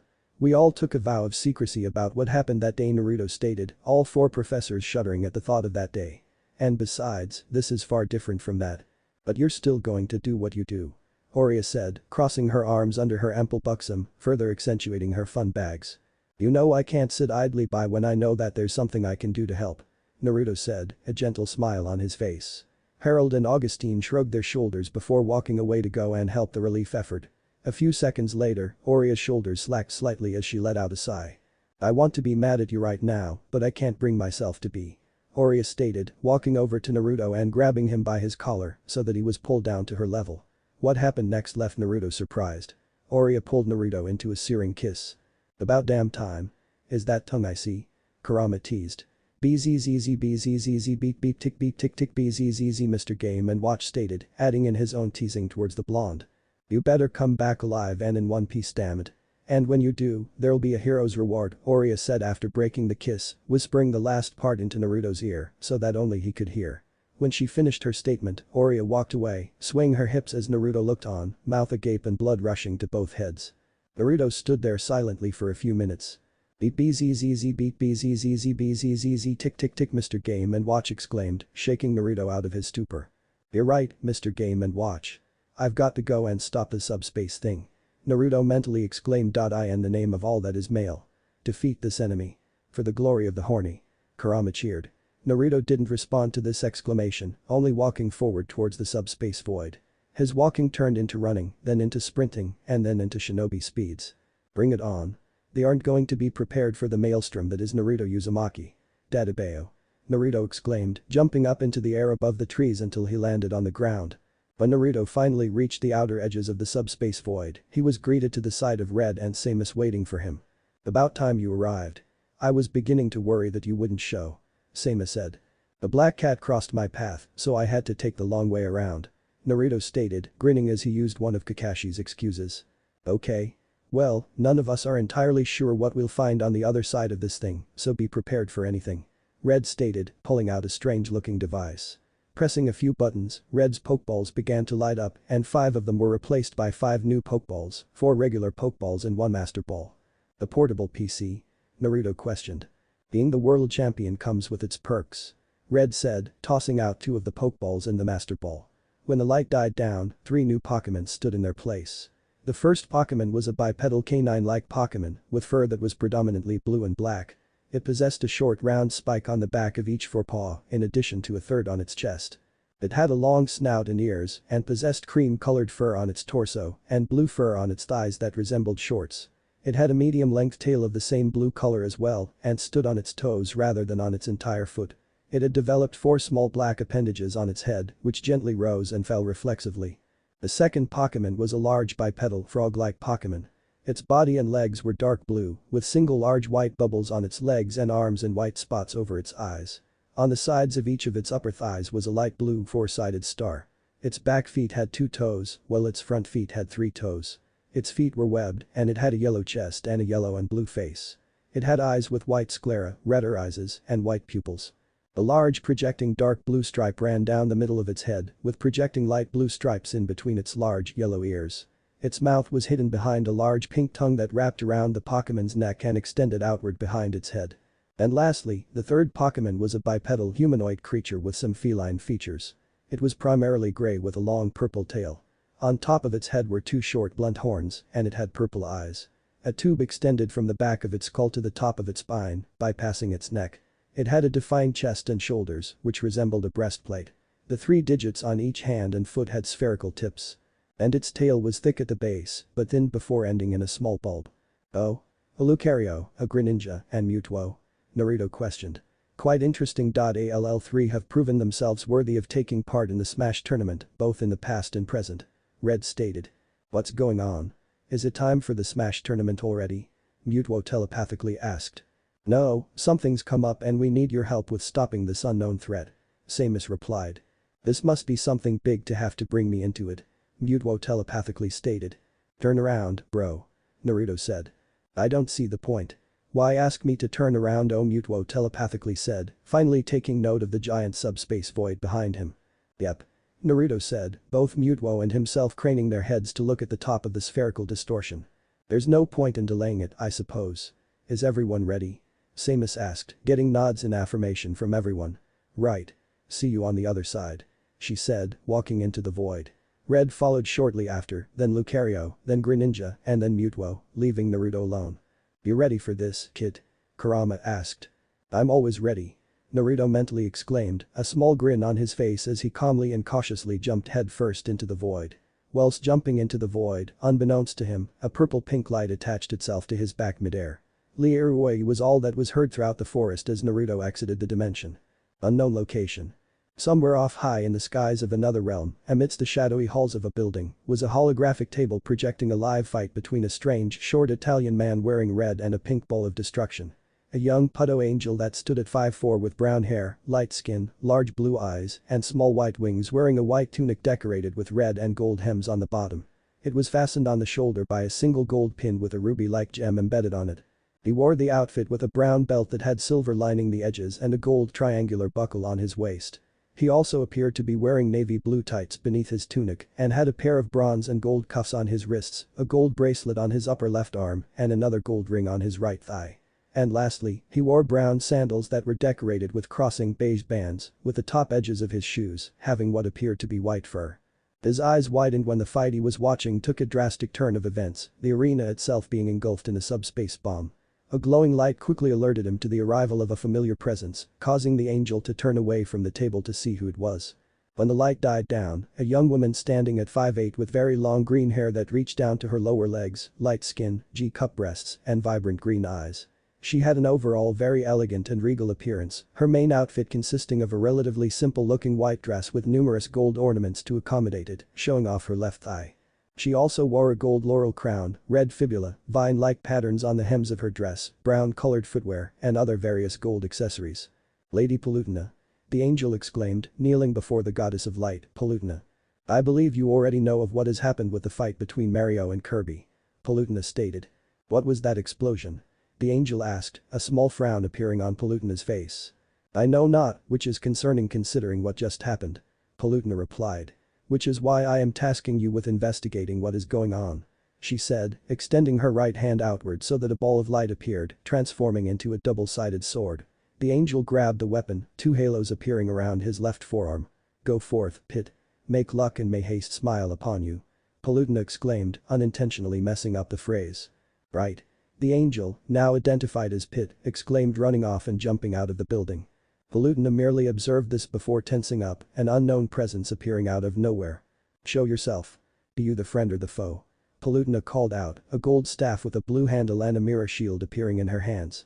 "Inks," Naruto finished, materializing midair and slamming into the ground, a spiderweb crater forming from the impact of his head and the ground. Palutena saw this and could only sweat drop at the blonde's antics. "Ooh," Naruto whined, pulling himself out of the crater he made as he rubbed his head. "Be you the friend or the foe?" Palutena asked, causing Naruto to turn his attention to the goddess. "Holy, look at the size of them," Naruto mentally exclaimed. "She must be a goddess. No mortal can get a rack like that without some type of divine intervention," Kurama stated. Beep tick bzzz Mr. Game and Watch agreed. Up here are my eyes," Palutena said, noticing the blonde professor's eyes glued to her impressive buxom, a small blush apparent on her face. Her blush deepened slightly when Naruto slowly pulled out a notepad and pencil and began scribbling furiously onto the paper. After half a minute, Palutena finally got fed up and whacked Naruto upside his head with her staff, causing him to comically slam into the floor. Who? What? Where? Naruto called out, breaking out of his perverted trance. A light blue glow quickly covered Naruto, Palutena raising her hand up so that Naruto was levitating. Who the heck are you? Naruto asked. I am the ruler of Angel Land, Palutena, the goddess of light. Palutena exclaimed, throwing her hands outward as she struck a pose that made her look more divine. Nice to meet ya. Name's Naruto Uzumaki. Naruto said, unfazed by the fact that the woman in front of him was of divine nature. He extended his hand to Palutena, who was surprised by the reaction of the blonde before her, specifically the lack of reaction that she was looking for. Doth thou wisheth to feel a cop? Does it not seem quite forthcoming an intention to get the sum? Palutena questioned, causing Naruto to facifault.no. If you're offering I'm game, but I was waiting for a handshake actually. Naruto replied. Oh. Pardon my negligence, I have problems with the integration of common phrases into my interactions. Palutena apologized. No problem. I used to know someone who had a similar problem. Naruto stated, reminiscing on a certain ex-root operative that was also his former teammate. I must query though as to how you entered this land. Palutena asked. I think I got teleported at random by that subspace void I jumped into. Naruto replied. Subspace? Palutena questioned. That void-like explosion. Naruto explained, getting an awe of understanding from Palutena. I still don't understand what happened to Samus, Red, and the others. I think I can explain that. A feminine voice called out. But Samus. After walking through the subspace void, Samus was basically screwed over, her power suit stripped of her and sent to parts unknown. When she finally exited the subspace void, she found herself stuck inside a ventilation shaft. Quickly finding the nearest air vent, Samus kicked the bars loose and dropped down into the room below. As she dropped down into the room, a familiar face was there waiting for her. Greninja. Greninja grunted, his arms crossed as he stared at Samus. What are you doing here? Samus whispered Greninja. Greninja said, shrugging his shoulders. You do realize that I can't really understand you, right? Samus questioned. Greninja said, facepalming as he did so. With a sigh, Greninja motioned his head towards the door, using his hands to act out stealthily moving around. Greninja. He said, walking out the door with Samus following shortly behind him. With Lucario and Mewtwo. When the two Pokémon exited the subspace void, they found themselves on top of an icy mountain. Well now what? Mewtwo telepathically questioned. Now we meditate. Lucario telepathically replied, sitting down and meditating, Mewtwo doing the same. With Naruto and Palutena. The voice had called out from behind Palutena, causing said goddess to jump back in surprise into Naruto's arms. Beep. Palutena exclaimed in surprise. Wahahahaha. The voice laughed. The look on your face priceless. A small figure floated out of the shadows, revealing a pink bipedal Pokémon with mammalian features. Its snout was short and wide, and it had triangular ears and large blue eyes. It had short arms with three-fingered paws, large hind legs and feet with oval marking on the soles, and a long, thin tail ending up in an ovoid tip, and its fur was fine and thin. The new species Pokémon, Mew? Naruto questioned, tilting his head slightly in confusion as Palutena levitated out of his arms. Pokémon? Ah, now it makes sense. Thou art from that dimension. Palutena said. Actually, I'm not from that dimension. I just so happened to have been sent there a few years back. Naruto corrected. Little Arceus was so pissed when someone with an energy level larger than his entered our dimension. Mew giggled. So you're not pissed off at me like all the other legendaries? Naruto asked with a raised eyebrow. PSSH, no. It was really fun seeing a wild factor thrown in. Mew stated, flying in a circle as she spoke. Well, you said that you could explain why Red, Samus and the others aren't with me. Naruto said. Oh right. Well, the subspace void, from what I glimpsed at, is like a random teleporter. Always sending people and things where they are needed. Mew stated. Before anything else could be said, Naruto's sixth sense kicked in. He grabbed Mew by her tail and Palutena by her dress and pulled both down to the floor. What are you? Palutena started. Boom was the resonating sound as the nearby wall was blown to pieces. Hundreds of miles away, a strange flying ship armed with weapons fired upon the building, causing the roof to collapse in upon itself. Hold on tight. Naruto exclaimed, Mew grabbing hold of his back while Palutena was held bridal style in Naruto's arms. Shunshin no jutsu, body flicker technique. He yelled, vanishing in a whirlwind of leaves. Just in time too, as a piece of the falling ceiling slammed into the spot the trio once stood. Naruto, Palutena and Mew rematerialized on a solid cloud a mile or so away from the now destroyed building, both Mew and Palutena gripping onto Naruto tightly. Phew, that was close. Naruto said, the ship that attempted to kill them a few moments ago soaring above them, dropping shadow bugs down in its flight. The shadow bugs then condensed together, forming into thousands upon thousands of what are those things? Naruto asked. Beep tick beep beep bzzz tick tick Mr. Game & Watch replied. Pyramids? What kind of name is that? Naruto questioned aloud, causing Mew and Palutena to turn their attention to said blonde professor. Doth thou the doctor needeth? Palutena asked. Oh. Right, sorry. Forgot that he only speaks inside my head. Naruto replied, placing Palutena on her feet and Mew detaching herself from Naruto's back. Who do you mean? Palutena questioned, only for her attention to be directed to the pyramids that were rapidly approaching. Never mind that, I'll tell you after we eliminate these things. Naruto said dismissively, forming a T-shaped hand sign. Kage Bunshin no Jutsu, shadow clone technique. He exclaimed, two shadow clones appearing in a puff of smoke. Oh? Is this something like double team? Mew questioned. Palutena. You're spectacular. One of the shadow clones exclaimed, causing the original Naruto to face a fault. Palutena muttered, sporting a large red blush as she held her left cheek with her left hand. Sorry about that. It doesn't happen often, but it's still possible for one or two of my clones can take on the extremes of my personality. Naruto stated. Right, let's. Palutena started, only to stop in her tracks as the blonde professor once again proved he has balls of steel when he sneaked up behind Palutena and grabbed her divine breasts, her blush reaching an atomic red color. Honk honk. Naruto said, squeezing Palutena's breasts twice before she hit him over the head with her staff. BFFF. Ha. You're one crazy ass motherfucker. Mew exclaimed, unable to hold back her laughter. Worth it, Naruto mumbled out, a chibi version of his soul leaving his body. Oh no you don't. The second clone said, grabbing the chibi soul of Naruto and shoving it down the original Naruto's throat. I'm back, baby. Naruto said, standing back up as if nothing had happened with a cigar in his mouth, causing both Palutena and Mew to sweat drop. Enough of the around joking. The enemy approacheth. Palutena exclaimed dramatically, motioning her staff to the pyramids that were slowly surrounding them. Mew's eyes began to glow, Palutena twirled her staff before getting into a defensive stance, and Naruto and his two clones got into a fighting stance. Let's get wild. Naruto exclaimed, jumping out into the fray of pyramids. Chapter end. Chapter start. With Naruto, Mew, and Palutena. Naruto charged forward into the fray of pyramids, followed by his clones, then Mew, and finally Palutena. The original Naruto landed atop a pyramid, immediately causing said creature to dematerialize into shadow bugs. Naruto's clones landed behind him shortly after. I've got the shape transformation. The first clone exclaimed. I've got the nature transformation. The second clone exclaimed. While this was going down, the original Naruto began providing the necessary chakra for the technique. Be ready for this. The original Naruto exclaimed, the combined effort of the three Narutos forming a giant shuriken made of wind. Pton.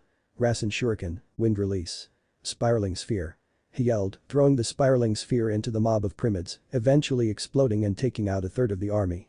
Mew and Palutena just watched, mouths agape at the blonde one-man army. Such power, is he even mortal? Palutena thought. Damn. No wonder little Arceus is scared of him. Mew thought. You guys just gonna stand there or are we gonna kick some ass? Naruto called out, shaking Mew and Palutena out of their stupor. Mew was the first to charge into the crowd, weaving in and out of the pyramids until she was surrounded by them. Dark pulse. Mew telepathically exclaimed, a shockwave of darkness knocking back every pyramid within a 15-yard radius. Explosive flame. Palutena exclaimed, summoning a spherical explosion a dozen yards in front of her that expanded and engulfed the nearby pyramids. The trio of fighters, Naruto's clones having quickly dispelled themselves after their task was completed, jumped back so that they were back to back. Naruto then slacked, allowing his guard to drop, setting Mew and Palutena on edge. Eyes, Naruto said. These things are really slow. It was then that Mew and Palutena took notice of the pyramid's actual movements, only to sweat drop when they discovered their blonde professor companion was right. The few pyramids left surrounding them were moving at an incredibly slow pace. This in turn caused Mew and Palutena to drop their guards. Huh. I guess they are. Mew telepathically stated. What doth that mean for us? Palutena questioned. The group became silent, the sound of the pyramids shuffling being the only thing that could be heard. Anyone up for a game of poker? Naruto suddenly asked, pulling out a deck of cards and sitting down. Yeah, sure. Palutena said, sitting down as well. I'm game. Mew telepathically said, levitating a few inches from the ground. Alright. Now remember, bets have to be made before you get dealt your hand. Naruto stated. Do you take hearts? Do you take berries? Do you take pikettlers? Paluentum you, Naruto asked, causing confusion amongst the trio as they looked at each other. Strip poker? Naruto suggested. She doesn't have anything to strip. Palutena said, jabbing a thumb towards Mew, said Pokemon just shrugged her shoulders before closing her eyes, a bright light engulfing her. Mew's form began to grow until it took a humanoid form. When the light died down, Mew was now a young woman standing at 5'7" with bright blue eyes, fair skin, high E-cup breasts, and long pink hair that went down to her butt.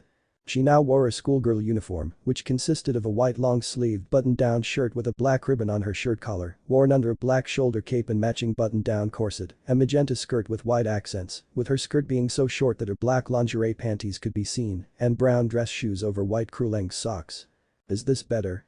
Mew asked, no longer using her telepathy to talk. Palutena blinked in surprise while Naruto was shot into the ground by a nosebleed. "Told you, Kit," Kurama said, throwing out his arms inside the seal. "Divine tits. How come you're speaking now when you didn't in your Pokemon form? And how can you change out of your Pokemon form?" Naruto asked, sitting back up as if nothing had happened, the only sign of that being Naruto wiping away stray blood from his nose. "I'm the progenitor of all creatures in the Pokemon dimension. It's only logical that I can change into any species. As for my telepathy, I can still do that," Mew stated, using telepathy at the end to further prove her point. "So, we gonna get this strip poker game going or what?" Before any of them could reply, a Primate was sent flying above them. Turning to the direction the Primate was sent flying, only to be surprised by what they found. Standing a few dozen yards away was a young woman standing at 5'9" with dark gray-black hair held in a ponytail, D-cup breasts, white skin, and eyes that held no pupils with white sclera. She wore black yoga pants that had showed off her curves and a light blue sleeveless midriff shirt. "Let's get fired up. 1, 2, 3. The woman exclaimed, sending a Primate flying with a sideways lunge. "Oh? Who's this?" Naruto asked. "She reminds me of that YE Fit trainer from that game back in our dimension. What was it called again?" Mew questioned. "I think it was called YE Fit. Or something like that," Naruto said hesitantly, seeing the woman, now dubbed the YE Fit trainer, send 6 more Primates flying back with a bridge and a warrior. "I think she is the YE Fit trainer," Mew stated. "Makes about as much sense as everything else that's happened in the past 24 hours," Naruto stated, shrugging his shoulders with indifference as the last Primate was destroyed. "Now that's what I call a workout," the YE Fit trainer said. "Geez, that's a final one-liner if I've ever heard one," Naruto said, catching said woman's attention as she finally took note of the pink-haired woman, the green-haired woman, and the blonde man sitting a dozen yards away. "Hey lady. We're just about to start a poker game, want me to deal you in?" Naruto called out, waving the deck of cards as he spoke. "Yeah sure, why not?" The YE Fit trainer replied, sauntering over to the trio and sitting down across from Naruto, said blonde professor dealing out each person's cards. "Name's Naruto Uzumaki," Naruto said, extending his hand out to the YE Fit trainer, said woman shaking in response. "I'm the YE Fit trainer, though you can just call me YE," YE said.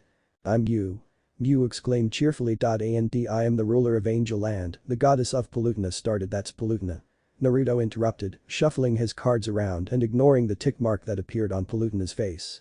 "Alright, what you got?" Mew exclaimed, revealing her hand to be consisting of an ace of diamonds, a queen of diamonds, a 9 of diamonds, a 5 of diamonds, and a 2 of diamonds. "Flush." "As if." YE retorted, revealing her hand to be a 7 of diamonds, a 7 of hearts, a 7 of spades, a 4 of spades, and a 4 of hearts. "Full house. Weep 'em and re-ap 'em," Palutena said, showing that she had all 4 sixes and an ace of hearts. "4 of a kind. Ladies, please," Naruto said, revealing he had an ace of spades, a king of spades, a queen of spades, a jack of spades, and a 10 of spades. "Straight flush." "Ugh." Mew groaned out. "Damn it." Palutena said. A light blush brushed across both Mew and Palutena's face as they realized what they would have to do. "Accessories don't count, mind you," Naruto stated. "Wait, what?" YE questioned, a deep red blush on her white face as Mew and Palutena stripped off their corset and dress respectively, leaving the latter in nothing more than her skirt, thigh-high socks, and a form-fitting white shoulderless shirt. "Oh yeah. We forgot to tell her that we were playing strip poker," Mew stated. "You can drop out if you want," Naruto said. No, it's fine," YE said, her blush deepening as she took off her top, revealing her light gray sports bra. "Oh. What happens when we run out of clothing?" Mew asked. "I don't know. IOUs? Sexual favors? Who knows?" Naruto stated casually, shrugging his shoulders with indifference as all 3 women sported a slightly deepened blush. "Alright, time to deal new hands." Unknown location. Off in a distant castle, an anthropomorphic blue penguin-like being wearing a red robe and carrying a massive wooden mallet paced around.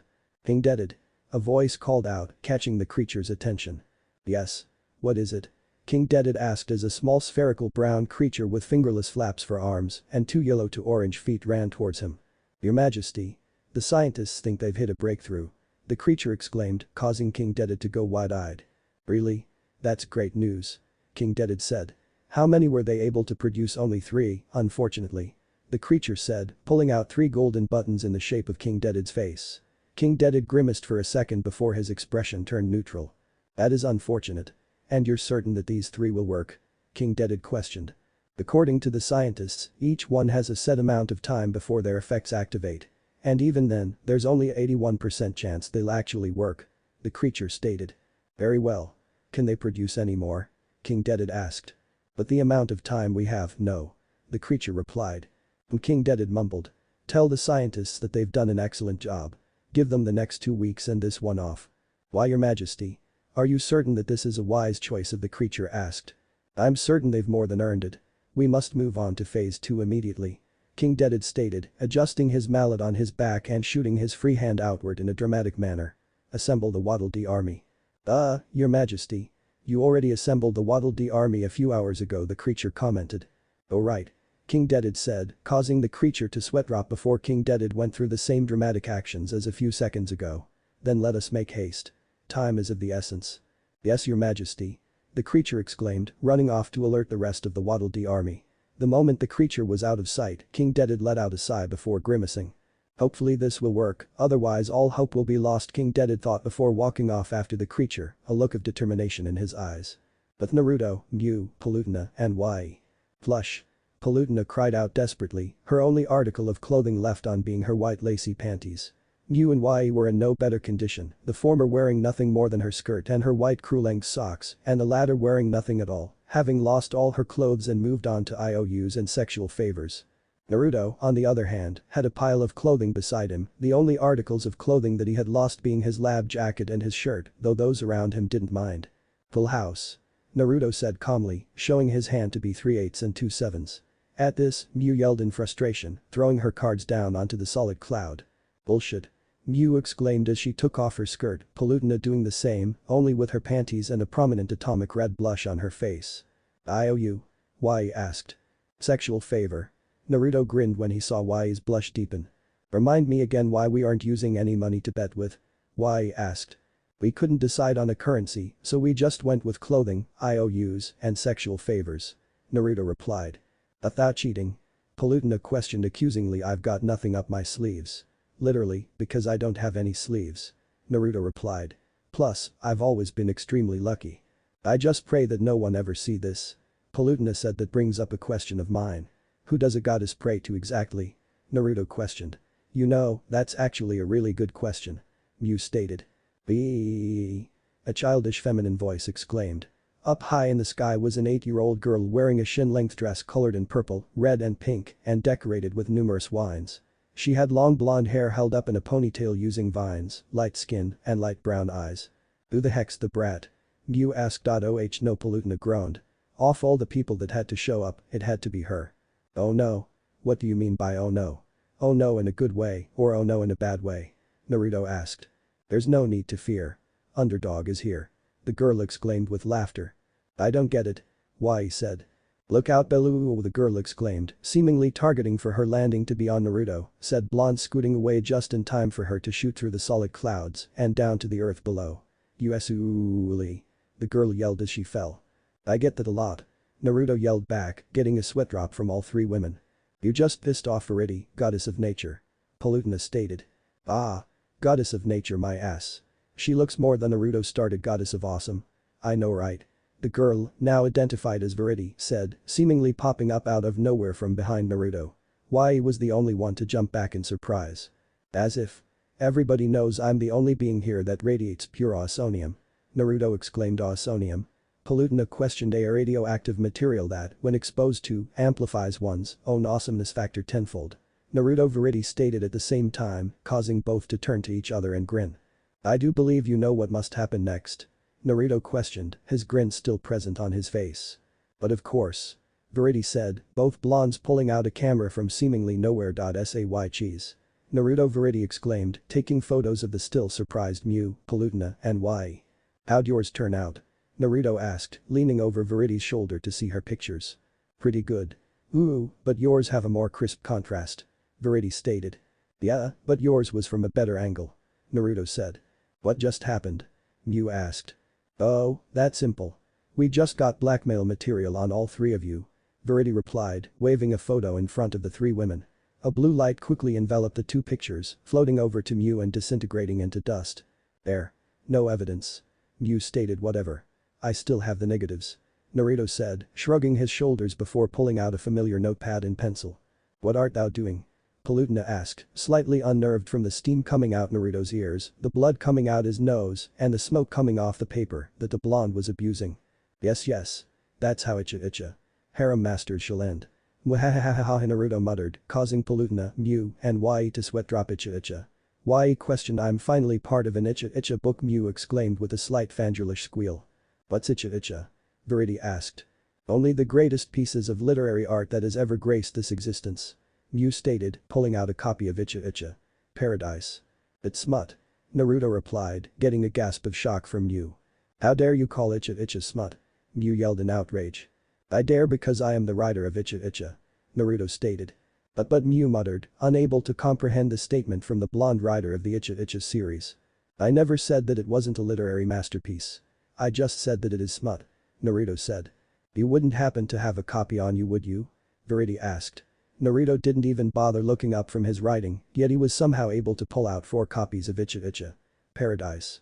First edition. These 3 are among some of the very few original copies when the Itcha series was first published. Naruto stated, Palutena, Mew, Yae, and Viridi each taking a copy. I don't get what the big deal is, Viridi said, her conversation sidetracking as she read more and more of the words printed on the book, blood dripping from her small nose. Yae mumbled, a bright red blush present. Her face had become so red, she resembled a tomato. Kushina. What was that? Me. Oh Kami, not again. How did you even find me? Kushina. Chai. Me, scent flying from a massive punch me. Not again. Oh my, Palutena muttered, her right hand covering her mouth as her face became even more red. She wouldn't admit it to herself, but she found some of the things in this book to be arousing. Mew mumbled, giggling to herself as she read Itcha. Paradise, blood practically shooting out of her nose. By the way, can you give us our clothes back now? Yae asked. I don't know, Naruto said, stressing the last word in a less than subtle hint. Fine, I get it. I owe user sexual favors. Why do I even bother asking? Yae asked, muttering that last part to herself. Both. Naruto stated, eliciting a sigh from Yae, a silent blush from Palutena, a perverted giggle from Mew, and full-blown laughter from Viridi. Unknown location. Far away from the blonde hero and his female companions, a small quiet once peaceful village was thrust into the foothold of chaos. Various animal-like townsfolk ran around screaming in terror as Primids shuffled around in the town. One of the Primids eventually cornered a strange raccoon-like townsman, said raccoon backing into the house wall he was cornered to in fear. The Primid seemed as if it was about to grab the raccoon, but quickly burst into shadow bugs when a bowling ball was dropped onto its head. Jumping down from the roof of the one-room house was a short man, standing at around 3'0", with short brown hair, a triangle nose, light skin, and black eyes, me. Which, by the way, do not look deranged at all. Appears over shoulder to find villager spying on me, totally not deranged at all. After becomes more nervous.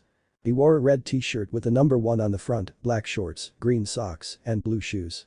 Oh. Thank goodness you arrived. The raccoon exclaimed. The man in front of him was his most recently hired employee, a man whose past he didn't ask about. Most people just called him the villager, though. The villager said nothing, only smiled and turned around to find 3 Primids behind him. He was about to assault the 3 creatures, but was beaten to it by a pillow, a bowling pin, and a bowling ball that sent the 3 Primids crashing into the ground and dissipating into shadow bugs. Hey. This isn't Booby Lady's shop. Where am I, Naya? A feminine, yet mischievous voice called out. Standing a few yards away was a strange catgirl standing at 5'5" with brown skin and long blonde hair tied up into 2 braids and a black cattail with a faded white tip.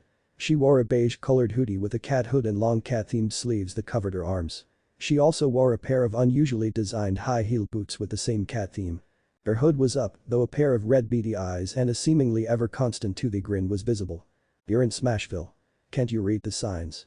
The raccoon questioned, motioning to the Welcome to Smashville sign that stood in the center of the town. Hey. What are you exactly? The catgirl asked, quickly forgetting her current conversation when she saw the villager. The name's Tom Nook, I run the town's shop. And this is the villager the raccoon, now identified as Tom Nook, stated, motioning to both himself and the villager. Why is he called the villager, Naya? The catgirl asked, only to receive an odd look from the villager. His eyes held a certain gleam to them, but if one were to look directly into these black orbs, it would be as if they were staring into the pits of hell itself, watching every single dark deed the villager had done. But the catgirl didn't seem to notice this, rather, she was more focused on the butterfly that was fluttering on by, which in turn caused Tom and the villager to sweat drop, though the villager's expression remained the same. Who are you? Tom asked. Naya. Tao is Tao Kaka, nah. Who else would Tao be? The catgirl, now identified as Tao Kaka, stated before reaching into her jacket and pulling out a piece of paper with a picture of a silver-haired man with a strange smile on his face and $60 billion underneath said picture. Can any of you tell Tao where Rognya is? Tao is looking for him. Tao Kaka asked. Nope, can't say I've ever seen his face in these parts. Tom replied. Ooh, guess Tao came all the way out here for nothing. Tao Kaka said, dropping down onto the ground with crossed arms and a pout. A very audible scream pierced through the air, reminding the villager and Tom of the town's current predicament. If it would not be much trouble, could you possibly help us defend our town from these things? Tom asked. Tao doesn't know. Tao Kaka said. What do you want out of this? Money. Land.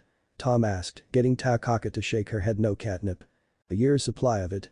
Tao wants a year's supply of catnip. Tao Kaka replied, getting a sweat drop from the villager. Okay. You've got yourself a deal. Tom exclaimed. Yay. Tao Kaka yelled, charging at the nearby pyramids and sending 3 flying with a low paw attack. Unbeknownst to the catgirl, when she swooped in for the strike, her ass was sticking up in the air and revealing her red panties. Come on mini-man. Let's kick some bugs before I get bored. She exclaimed, running off into a fray of pyramids. The villager shortly followed behind her, a streak of blood coming from his triangle nose that he quickly wiped away. But Naruto, Palutena, Mew, Wai, and Verity. Alright, everybody ready? Naruto asked, Palutena, Mew, and Wai having just finished putting on the last of their clothing. I still don't understand why thou hath withheld our panties. Palutena said. Oh, that's simple, really. Naruto stated, pulling out a flagpole that held Palutena's white lacy panties, Mew's black lingerie panties, and Wai's red thong. At the sight of this, Wai began blushing and looking down at the ground as if it was the most interesting thing in the world. Of all days, why did I choose today to wear those? Wai thought, hiding her now beet red face with her hands. This shall be my trophy flag. The flag that symbolizes the Naruto Ramen Empire. Naruto exclaimed, turning into a chibi. Naruto holding the flag behind a rising sun alongside an equally excited chibi Verity. Before anything else could be said, a small alien-like fighter jet descended from above, barely avoiding a collision with Naruto and his group. As the fighter jet passed by, Naruto was able to catch a glimpse of its pilot. The fox. Naruto thought. Not even a millisecond later, the fighter jet crashed through the clouds and down into the jungle below. What was that? Wai asked. 3, 2, 1 I and Mew said. For the glory of the log. Naruto yelled, leaping down the hole the fighter jet had made, the panties flag held with both hands. For the log. Verity exclaimed, grinning as she jumped down after Naruto. For the hell of it. Mew exclaimed, jumping down after the blonde duo. Jenkins Lee. Palutena exclaimed, jumping down after the rest of the group. Wai just stood there silently, watching the blonde pervert of a professor lead the charge down. Screw it. She mumbled, jumping down after the rest of the group. Aye. She yelled in her descent. Unknown location. Down in the jungle, in the deepest part of a lake, was a slumbering creature. Boom was the resonating sound that came from above the lake as the alien-like fighter jet from earlier crashed into the earthen crust surrounding the small body of water. Brrrr was the growling sound that came from the creature. Its eyes began glowing yellow before the strange runes that ran across its body lit up as well. The light from the runes revealed the creature to be a large green, serpentine creature. It had red-tipped rudder-like wings on its shoulders and down its body, and similarly patterned fins on the tip of its tail. Yellow ring-like symbols ran across its body, lighting up its frame with an additional yellow ring on top of its head. The creature had 2 limbs with 3 clawed hands and 2 long flat horn-like structures on its head with 2 shorter horns along its jawline. It had small, yellow eyes with black pupils, prominent pink gums, and 2 discerning fangs in its upper jaw. Grrrr, grew a grrrr. Its growls grew louder and louder with each passing seconds, feeling more presences enter its territory away from home. Grrrr. It growled as it began making its way to the water's surface, fully prepared to fight whoever it was that had entered its territory. Chapter end. Chapter start. With Naruto, Palutena, Viridi, Mew, and Yae. Naruto was the first to land on the ground, followed by Viridi, then Mew, then Palutena, and lastly Yae. The group surveyed their surroundings, finding that they had landed on the shores of a small lake with a dense jungle surrounding them on all sides. A few yards away from them was the same fighter jet from earlier, only it was smoking and half buried in dirt from the crash. "That's the ship we saw earlier," Naruto stated. "We have to get whoever is in there out." Yae exclaimed, only to be stopped by Naruto's hand. "Hold on," Naruto said, his eyes darting to the right. "What is it?" Palutena asked. "There's someone coming to this location very quickly," Naruto stated. "Who?" Mew asked, only to get her answer when a figure jumped out from the trees. The figure stood at 3'8" wearing a red shirt with 2 yellow stars and a red hat with brown fur and a tail. "A monkey?" Viridi questioned. The monkey in question took notice of the others present when Viridi spoke. "Ah. Who are you people? What's that metal thing in the ground?" the monkey exclaimed. "You guys are aliens. You've set up an ambush and are going to suck out my brain." "The hell are you talking about, kid?" Mew said. "We're not aliens. What's your name?" Naruto asked. "You guys go first," the monkey said. "Alright, fine. My name's Naruto Uzumaki and these are my companions Palutena, Viridi, Mew, and Yae," Naruto stated, motioning to each person as he introduced them. "Okay, I'm Diddy Kong," the monkey, now named Diddy Kong, stated. "Well, it's nice to meet," Naruto said, only to be cut off by the rumbling sound coming from the lake. "What was that?" Diddy questioned, receiving his answer in the form of a green Chinese dragon-like creature emerging from the lake. "Raiuo," the creature exclaimed. "Rayquaza?" Mew questioned. Rayquaza's eyes darted down to Mew. "Something's wrong," she muttered, sensing Rayquaza's aura. "You can feel it too?" Naruto asked. "What are you talking about?"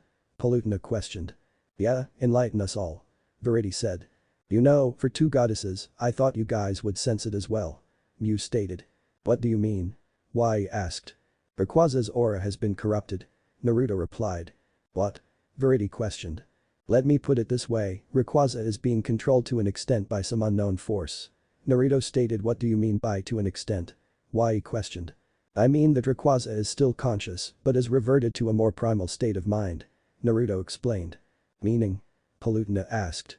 "Which means that right now, he sees us as threats for entering his territory," Mew stated. "Raiu," Rayquaza growled, firing off an energy ball at the fighter jet, setting the vehicle aflame. "Grayao," it exclaimed, rushing towards Diddy Kong, grabbing said monkey boy before rounding about and grabbing Mew. Rayquaza circled back around, diving into the lake slightly before coming back out and staring at Mew. Mew's eyes widened a fraction before Rayquaza let out another growl. "When I say now, be prepared to get that woman out of there, I'll get the monkey out," a voice whispered out. Naruto called out, having heard the voice coming out from the flaming fighter jet and shooting into the air was the fox from earlier. The person in question stood at 5'8" and was an anthropomorphic fox with orange-brown fur and golden-brown-white highlighted hair cut into a crew cut. He had green eyes and the rest of his skin was a cream-colored tone. He also had a bushy white-tipped foxtail which appeared stubby. He wore an orange jumpsuit with a flight jacket and grey tanker boots, along with a strange communication device on his head. "Now," the fox exclaimed, vanishing in an afterimage and slamming through Rayquaza's hand that held Diddy Kong. Reacting quickly, Naruto vanished using a Shunshin no Jutsu, body flicker technique, reappearing near Mew. With a swift chakra-enhanced chop to Rayquaza's arm, Mew was released.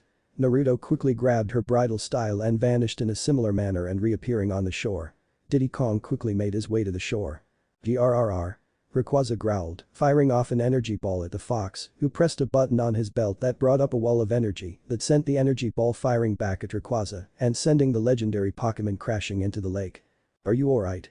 Naruto asked, a breeze coming out of nowhere and causing his hair to sway gently in the wind. He just looked so heroic. Mew couldn't help the blush that spread across her face. "Why yeah," Mew stuttered out. "Thanks for the assist," the fox said, Naruto placing Mew back on her feet. "Naruto Uzumaki," Naruto said, introducing himself, his eyes locked on the lake and preparing for Rayquaza's assault. "Fox McCloud." The fox, now identified as Fox McCloud, stated before turning to Diddy Kong and the others. "Are you guys combat ready?" "Why yeah," Diddy said, slightly shaken by the experience. "Aye," Palutena exclaimed. "Bring it on," Viridi exclaimed. "Let's do this," Yae exclaimed. "Raiu," Rayquaza yelled, shooting out of the lake and preparing another attack. but Samus and Greninja. The doors to the room automatically opened, Samus aiming her gun through the room with Greninja right behind her. The duo swiftly maneuvered to the center of the room, only to be greeted to the sound of two electrical generators. Pikachu? Samus gasped.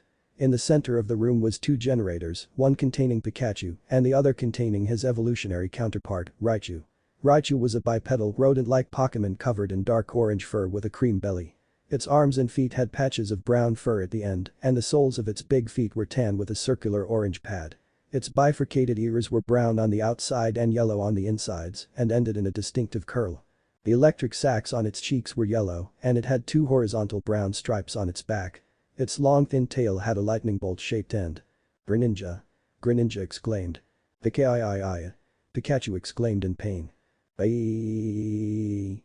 Raichu exclaimed in pain as well, both Pokémon having their electrical energy sapped from them to power the facility. Jew! Pikachu exclaimed, crying out for help. Samus flicked her wrist, causing her paralyzer to turn into a whip before she slammed the electrical whip into the generators, destroying both and freeing Pikachu and Raichu. The alarm began blaring as the two electric Pokémon got out and recovered. Clang was the resonating metallic sound that caught the group's attention. Near the corner of the room was a small metallic robot with an oversized electrical plug coming out its back. It appeared to be chained to the corner and slowly slipping into unconsciousness. "What is that?" Samus questioned. Pika Pie. Pikachu replied. Raichu. Raichu asked Greninja. Greninja said, nodding its head before forming a water shuriken and throwing it at the chain, severing it from the wall and releasing the miniature robot from its captivity. Pikachu! Pikachu exclaimed, firing a thundershock at the robot. The robot, who was now on the verge of shutting down, had quickly perked up, electricity powering the robot. "Are you alright?" Samus asked, the miniature robot pulling out a sign with the word yes written on it. "What's your name?" she questioned, only to receive no answer. Rai Raichu. Raichu stated. Greninja added. Can you only answer yes or no?" Samus asked, the robot pulling out a sign that said yes. "Okay, is there any way you can show us what to call you?" The miniature robot moved its hands over its head and pushed down. Shrink. The robot pulled out a sign that said no air small. The robot didn't move, only holding up the sign that said no miniature. Mini. Chibi. The robot pulled out a sign that said yes before motioning to himself. "Alright, Chibi Metal." The robot pulled out a sign that said no Chibi Robo. The robot pulled out a sign that said yes. "Alright, your name is Chibi Robo." The robot, now identified as Chibi Robo, held a sign that said yes and nodded its head in confirmation.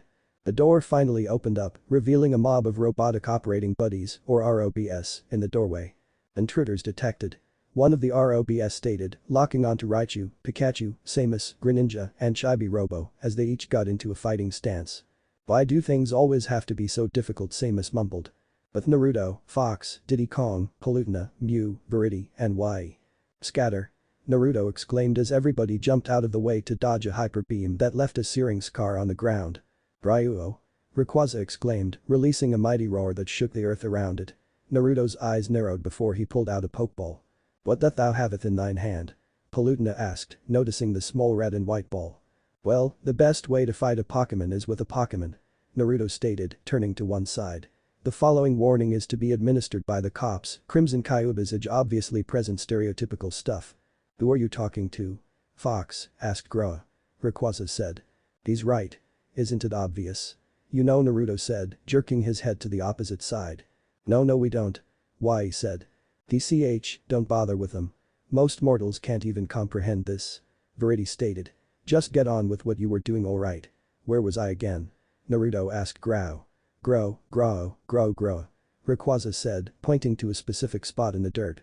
"Oh yeah, thanks," Naruto said, coughing a little before going back into a serious pose. "Come on out, Kusanada." When the light died down, a female Ninetales stood proud and tall. Ninetales was a fox-like quadruped Pokémon covered with a luxurious snow-white fur, contrary to the normal golden-white fur of most Ninetales. She had 9 long tails, each of which were tipped with scarlet red. There was a fluffy crest atop her head and a small mane around her neck.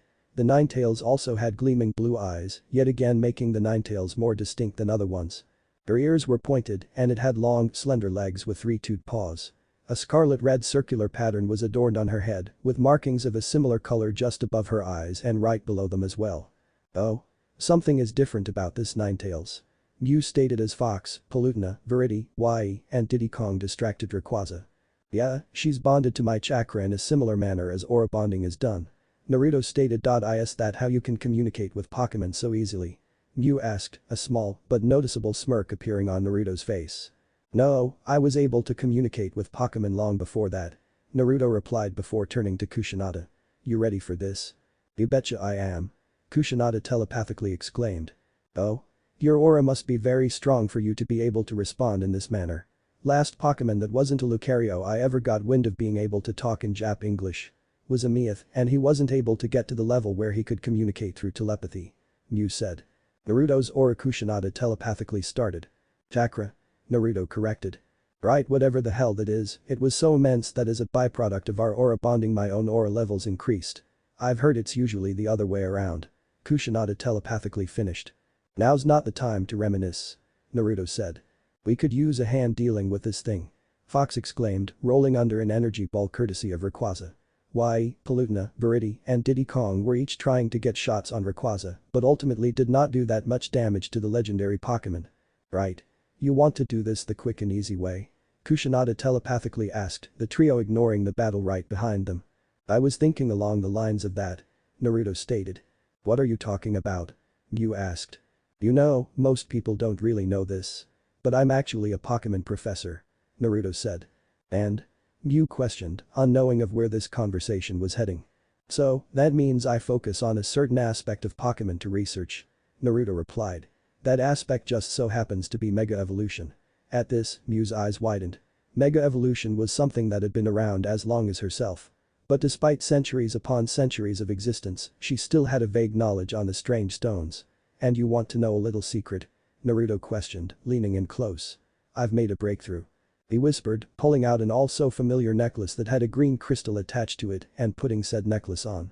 You see, I've come to the conclusion that these mega stones that people use are nothing more than stones that have potent power. A keystone is just a catalyst used to awaken the power that triggers the temporary mega evolution.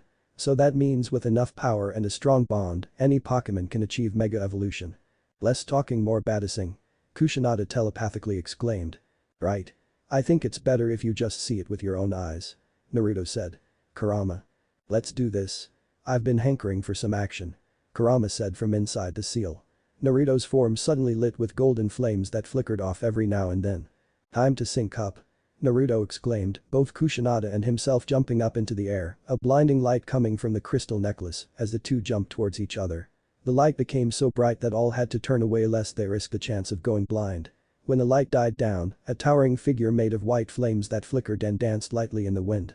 The giant stood at around 300 feet, with 6 arms and 3 conjoined fox heads, with Naruto and Kusanada in the center of the head with their eyes closed. Rayquaza called out meekly, sweating at the new form. The others around the legendary Pokemon weren't doing much better either. Everyone, save for Mew, Palutena, and Viridi, were barely holding on to consciousness from the blonde's presence alone, and even then the 3 immortals had been forced to drop to their knees from Naruto's immense energy. Izushio no Hajish plus Kaminakari, wrath of the tempestuous god of whirlpools. The creature yelled, its voice sounding like a mixture between Naruto, Kurama, and Kusanada's. Such power. Palutena muttered. Impossible, no human can have this much energy and still be sane, Viridi mumbled. Mew said nothing, her words dying on her tongue as she could not find the will to verbalize her thoughts. Time to finish this in one go. The creature exclaimed, pulling all 3 of its right hands back before going in to punch Rayquaza, who was now frozen in fear. Ruaig. It cried out. There was a large blinding explosion the moment all 3 fists impacted against Rayquaza, and when the light died down, Rayquaza was crashed into a crater and the fiery creature was gone, Naruto and Kusanada standing in its place. With Takaka and the villager.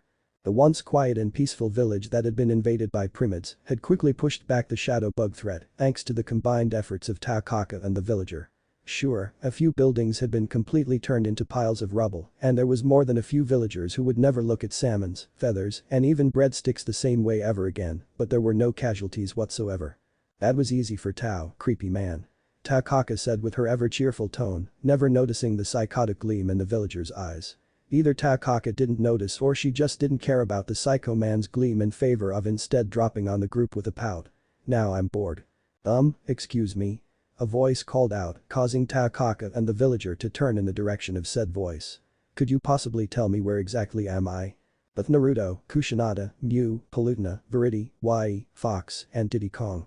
Well, that was fun. Naruto said cheerfully. Yeah, it's been a while since we actually used that form. That green lizard wasn't even a warm-up. Kusanada telepathically complained. You mean you could do more than that? Verity practically yelled. And you're not a deity? Nope. Though I've defeated a few self-proclaimed gods before. Naruto stated, thinking back on Nagato and Obito. Well, Palutena stuttered out, looking down at the ground with a blush on her face. Sure, I'm godlike. I've got the lightly tanned skin, golden blonde hair, blue eyes, and the ability to level massive cities with one move and not break a sweat. But I'm nowhere near immortal. Naruto said casually, as if he were talking about the weather, causing everyone to sweat drop at the blonde's antics. Another victory for the Naruto Ramen Empire. He exclaimed, pulling out the panties flag and planting it in the ground whilst striking a heroic pose. Are those? Fox questioned. Yep. Verity chirped happily. From? Fox asked. Every chick here except for me. Verity replied. What are you two talking about? Diddy Kong asked. Nothing. Ask again when you're older. Verity said. Phooey. Diddy Kong complained, dropping onto the ground with his hands crossed. His eyes widened when he remembered what he was going to ask. Oh yeah. You guys gotta help me save my uncle Donkey Kong. He got turned into a trophy by that giant Turtleman trophy. Turtleman? Naruto questioned. If he was turned into a trophy, then didn't they? Well, you know, Verity said, making a slashing motion near her neck. No. Not that.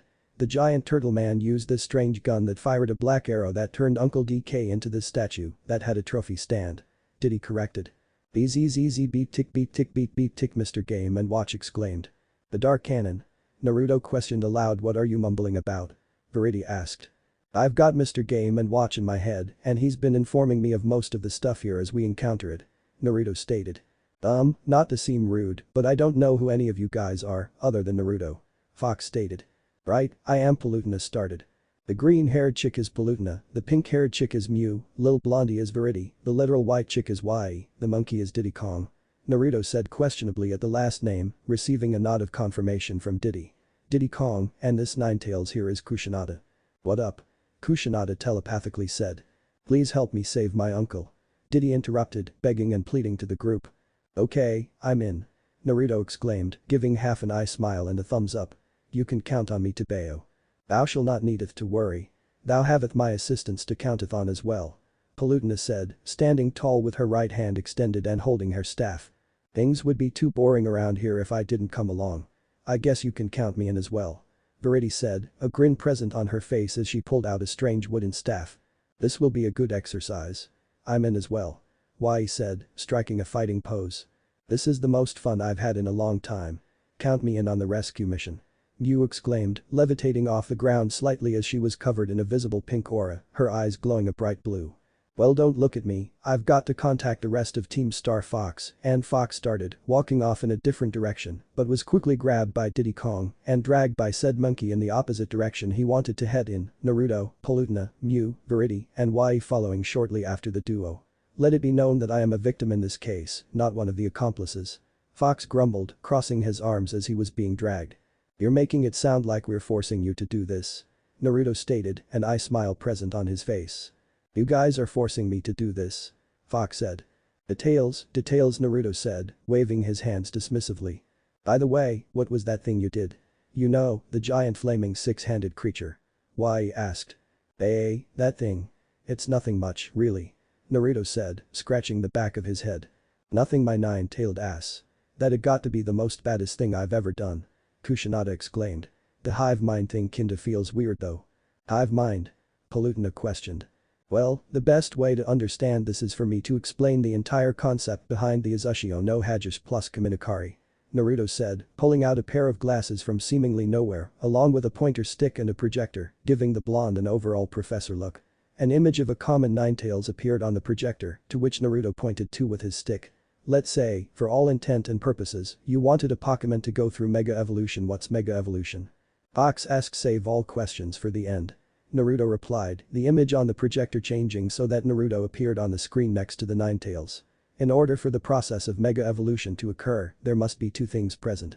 1. A deep bond between trainer and Pokemon, and 2. A reactant.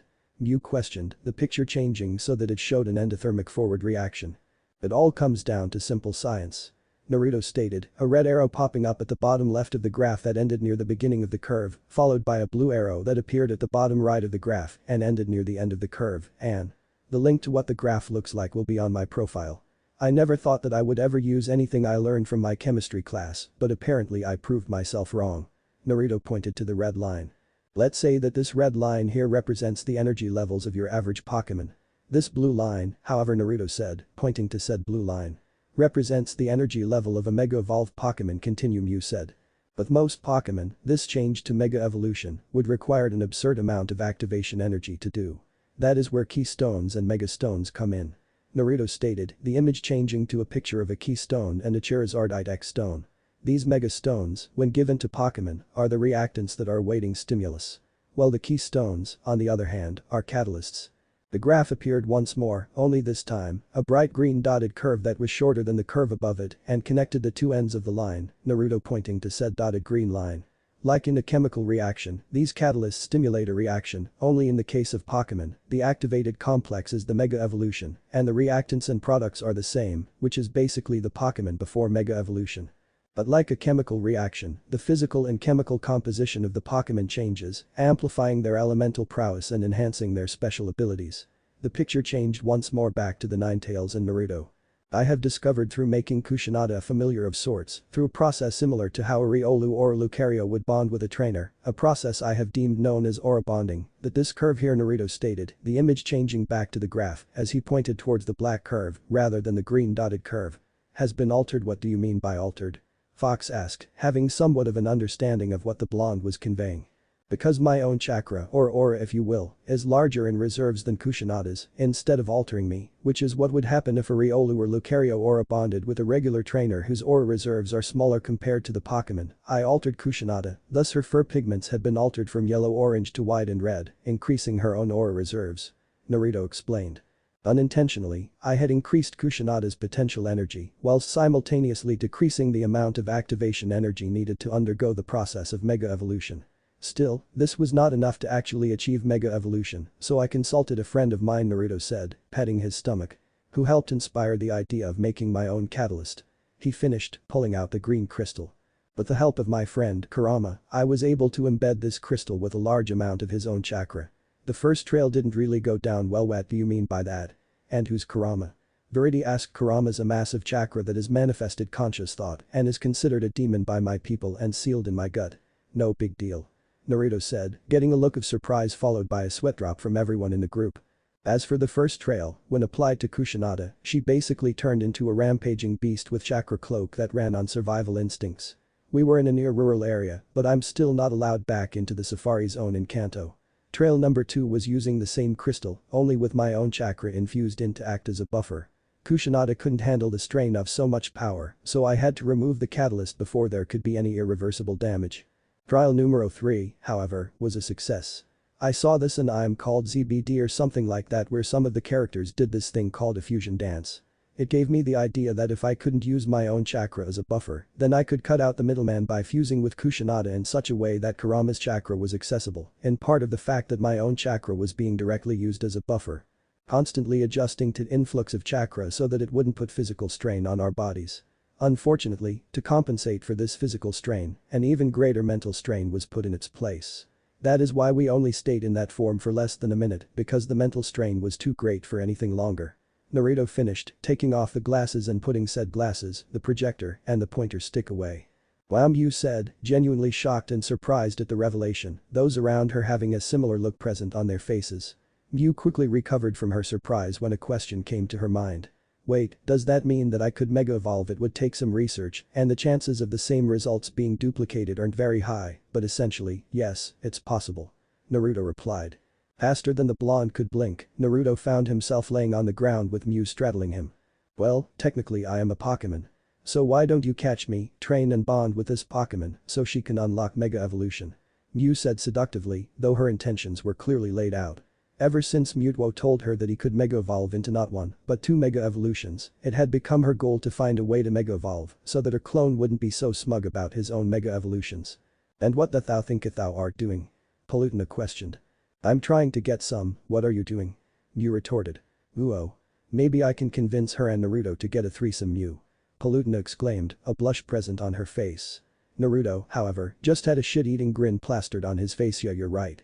We should try to convince Yae as well. Yu said, getting a large blush from Yae, who just looked down at the ground and twiddled her thumbs. Oh master, I am not worthy to be in the presence of such a god amongst men. Fox Diddy exclaimed, both dropping down and bowing to Naruto. Yes. More cannon fodder, I mean soldiers for the Naruto Ramen Empire. Praise the log. Naruto exclaimed, pulling out the panties flag. Praise the log. Verity, Fox, and Diddy exclaimed, getting a sweat drop from Yu, Palutena, and Yae. So, does anybody have any idea where we're going? Naruto asked. Was the resonating silence in the area, no one in the group having an answer to the question. Fuck. Naruto said. You guys need some assistance. A new voice called out. Chapter end. What if Godlike Naruto father of Pokemon end here, and thanks for watching my video till the end.